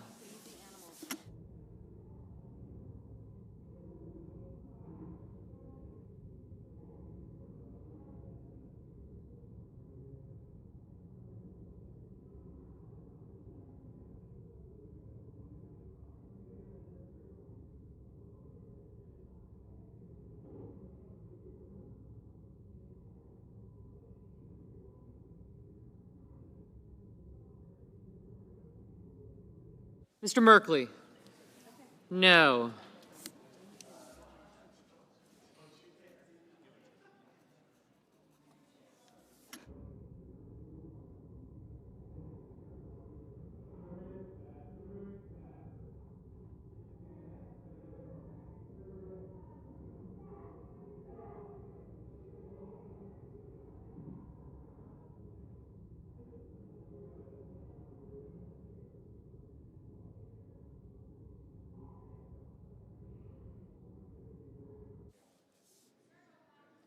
Mrs. Britt? Aye. Will you let me know?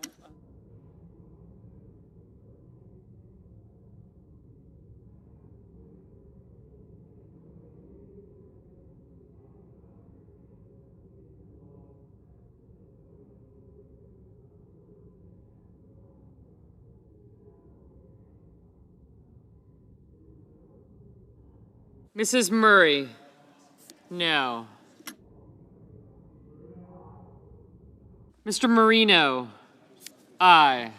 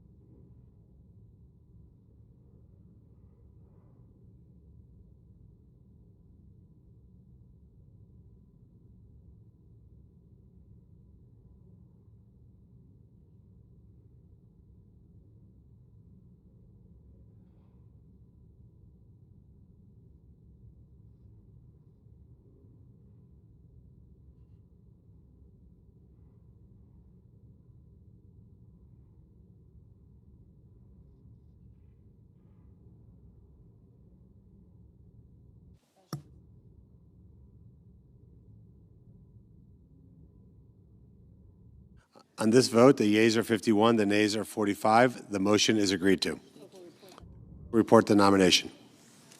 Department of Justice, Colin McDonald of California to be an Assistant Attorney General.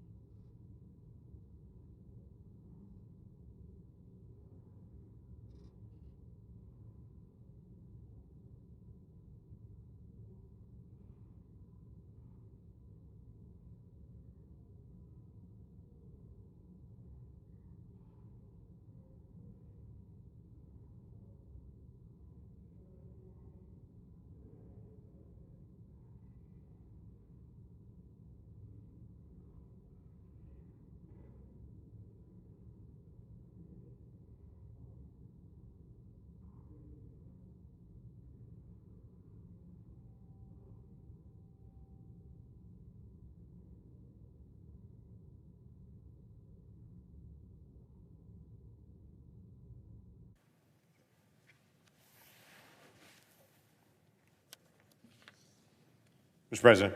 I recognize the senator from Oklahoma. Mr. President, I ask unanimous consent that the Senate resume legislative session being a period of morning business with senators permitted to speak therein for up to 10 minutes each. Without objection. I understand the chair has an announcement to make.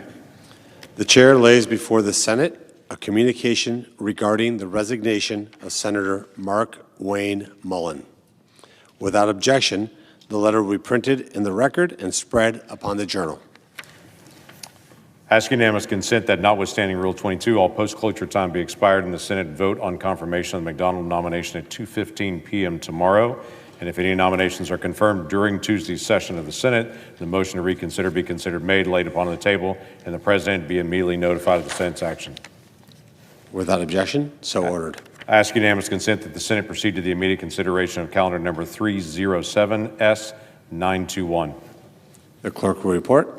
Calendar number 307, S921, a bill to direct the Secretary of Health and Human Services to issue guidance on whether hospital emergency departments should implement fentanyl testing as a routine procedure for patients experiencing an overdose and for other purposes.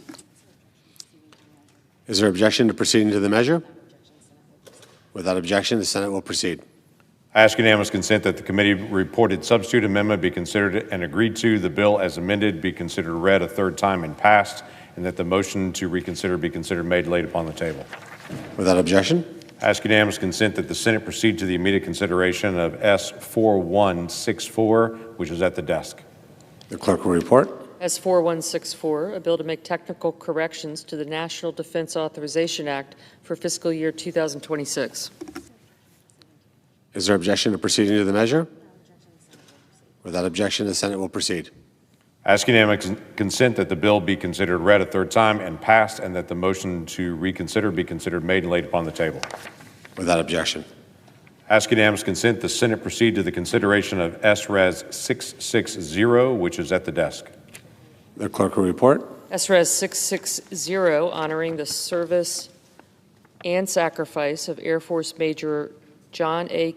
Klinner Air Force Major Ariana G. Savino, Air Force Technical Sergeant Ashley B. Pruitt, Air Force Captain Seth R. Koval, Air Force Captain Curtis J. Angst, and Air Force Master Sergeant Tyler H. Simmons. Is there objection to proceeding to the measure? Without objection, the Senate will proceed. Ask unanimous consent the resolution be agreed to, the preamble be agreed to, and that the motions to reconsider be considered made laid upon the table with no intervening action or debate. Without objection, so ordered. Ask unanimous consent the Senate proceed to the immediate consideration of S. Con Res. 29. The clerk will report. S. Con Res. 29, authorizing the use of Emancipation Hall in the Capitol Visitor Center for an event to celebrate the birthday of King Kamehameha I. Is there objection to proceeding to the measure? Without objection, the Senate will proceed. Ask unanimous consent that the resolution be agreed to and the motion to reconsider be considered made laid upon the table. Without objection.